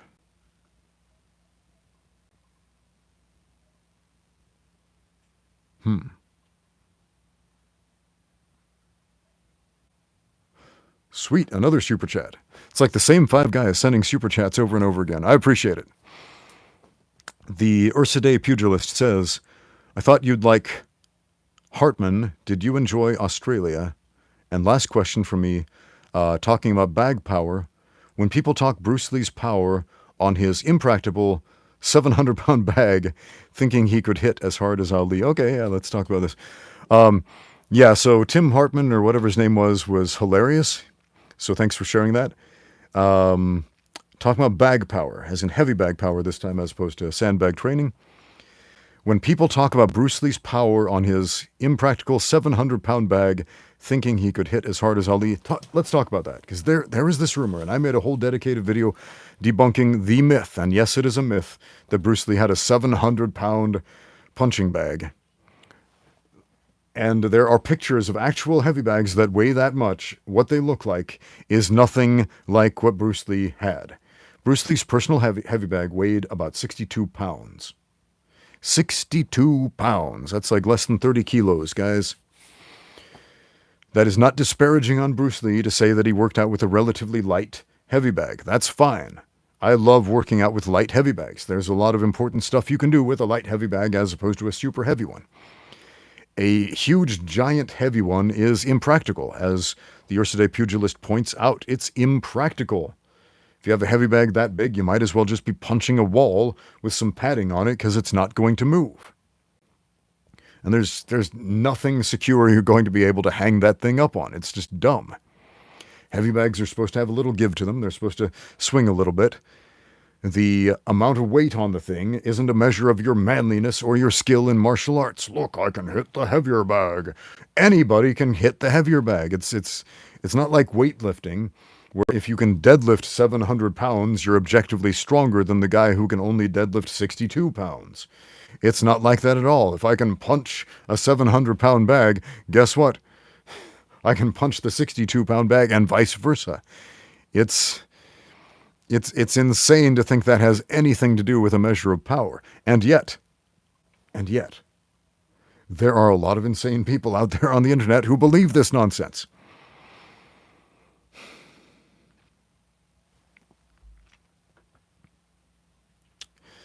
Yeah, man. So maybe I'll put a link to that video. Hold on. Let me see if I can look that up.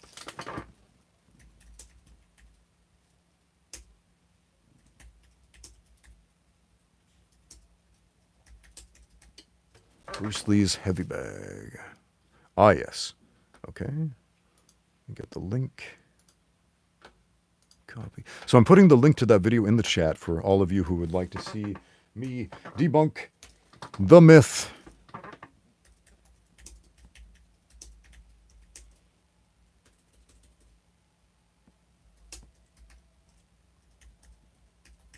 I'll put it in there twice just in case you miss it. Bruce Lee's heavy bag debunked. Link is in the chat if you want to take a look at that, either right now or after we finish this live stream. Either way, it's a fun video. So, what other questions do we have? Tushar Bala says, "Sir, you live in China. That is correct. What are your views on Sun Shou Sanda?" Well, we call it Sanda. Sanda means free fight. That's the actual name of the sport. I notice outside of China, a lot of people call it Sun Shou, which means free hand. Free hand. Shou is your hand. Wo da shou. Okay, that's my hand, right? Da, as in Sanda, that's free fight, right? So that's what the sport is called. So I don't know the history of why that is that in the West it's more common to say Sun Shou than Sanda.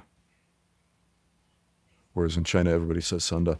So I would be interested to understand that. What do I think about that? It's a fantastic martial art. I've talked about it extensively on this channel. I've competed in Sanda. It's great. I've fought multiple Chinese national Sanda champions. And yeah, man, it's cool. Cool stuff. Sweet. Another super chat from Martial Geeks, who says, "I'm cornering my friend soon in amateur MMA. Any advice?" Okay. Yeah, okay. Bring the fight to your corner. Advise your fighter to bring the fight to your corner, even if you don't feel like you have anything worthwhile to say. Because his coach might have something worthwhile to say, and if the fight goes to their corner, he's going to be able to more clearly hear his coach. But Ramsey, won't he also be able to hear your coaching and know what you're saying to the fighter? Yeah, and you can use that against him. You absolutely can. Now, you shouldn't be trash-talking the other fighter. That could be construed as unsportsmanlike conduct, and you may get a warning from the referee, so don't do that. Instead, you can indirectly talk to the other fighter by talking to your own fighter. Bring the fight to your own corner. Speak in a loud but clear voice. Don't shout and scream, but speak loudly to distinguish your voice from everybody else there who will be shouting and screaming. If you start shouting and screaming, your voice will become part of the static din of the audience, and your fighter won't be able to hear or understand what you are saying. Bring the fight to your corner and speak in a loud but calm voice. Project. Project your voice like a stage actor does. Stage actors have to reach the audience members in the nosebleed seats at the back of the auditorium. They don't do that by shouting and screaming. They do that by projecting their voices forward. So practice that. Practice projecting your voice. And using your voice, projecting your voice through a crowd is a unique skill. This is something all cornermen need. Okay? I imagine you've trained with this guy. You probably know some good advice to give him. You know how he works. You know the cues that are going to help him best, right? The biggest problem cornermen run into is not being heard. I always hear fighters say, "I couldn't hear my coach. I tried, I couldn't hear him." And yeah, man, fix those two things. Bring the fight to your corner. And practice this. Practice this in the gym. This is something I train this all the time with my MMA fighters. And it's often one of the first things I do with new students in an MMA fight. All right, pretend we're in an MMA fight. We're not going to punch or kick each other. We'll just move around a little bit. Okay? And they're like, "Okay, cool. Are you ready? Are you ready? Fight." We have a fake referee in the middle. And then we start moving around. No punches, no kicks, no takedowns. We just start moving around. And then all of a sudden, the new student finds their back up against my corner. And I stop. I'm like, "Okay, what happened?" "Well, I don't know." Because they weren't paying attention. You shepherd the other guy into your corner, and it's pretty easy. What happens? The two fighters walk out to the center, they touch gloves or they don't, and then they start fighting, right? Happens a lot. But do this. The other guy's walking out toward you. He's going there to meet you or punch you or touch your glove or something. And then you start circling and he squares up with you because that's what you're supposed to do. And suddenly You change size, you change sides, his back is now to your corner. And as you're squaring up, you start moving forward, in and out, and shepherding him back, and then boom, he's in your corner. And if you're fighting in a smaller cage, which a lot of amateur fights are, or a smaller boxing ring, as a lot of amateur fights are, it's pretty easy to back that guy up into the corner with 2 or 3 steps. And then you have an immediate advantage. Now, it's not only easier to hear your coach, more difficult for him to hear his coach, but it's also a lot easier for you to start setting up takedowns because now his back is up against the cage. You can pin him up against the cage, and that is where 80% of the takedowns happen in a fight. This time it'll be in a cage, says Martial Geeks. Cool. Now you're prepared. Use that cage to your advantage. Put his back up against the cage, get that takedown, go to work from there.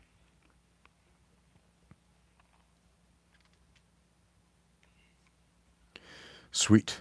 All right, I think my voice is about to give out here because I've been talking for a while. I got some other things to do. Today, I really appreciate all the super chats you guys have been sending. The YouTube channel has not been super profitable lately, so I do appreciate that. If you have questions that did not get answered, that you were really hoping would get answered and you can't afford a super chat or whatever, again, as always, just leave your questions in the comment section of any of my videos. That is where I draw the questions for the Q&A with the coach videos. It's my favorite part of YouTube is reading the questions and responding to the questions in the videos. Doesn't matter if it's an old video. A lot of people send me questions saying, I don't know if you'll ever see this because this is one of your old videos.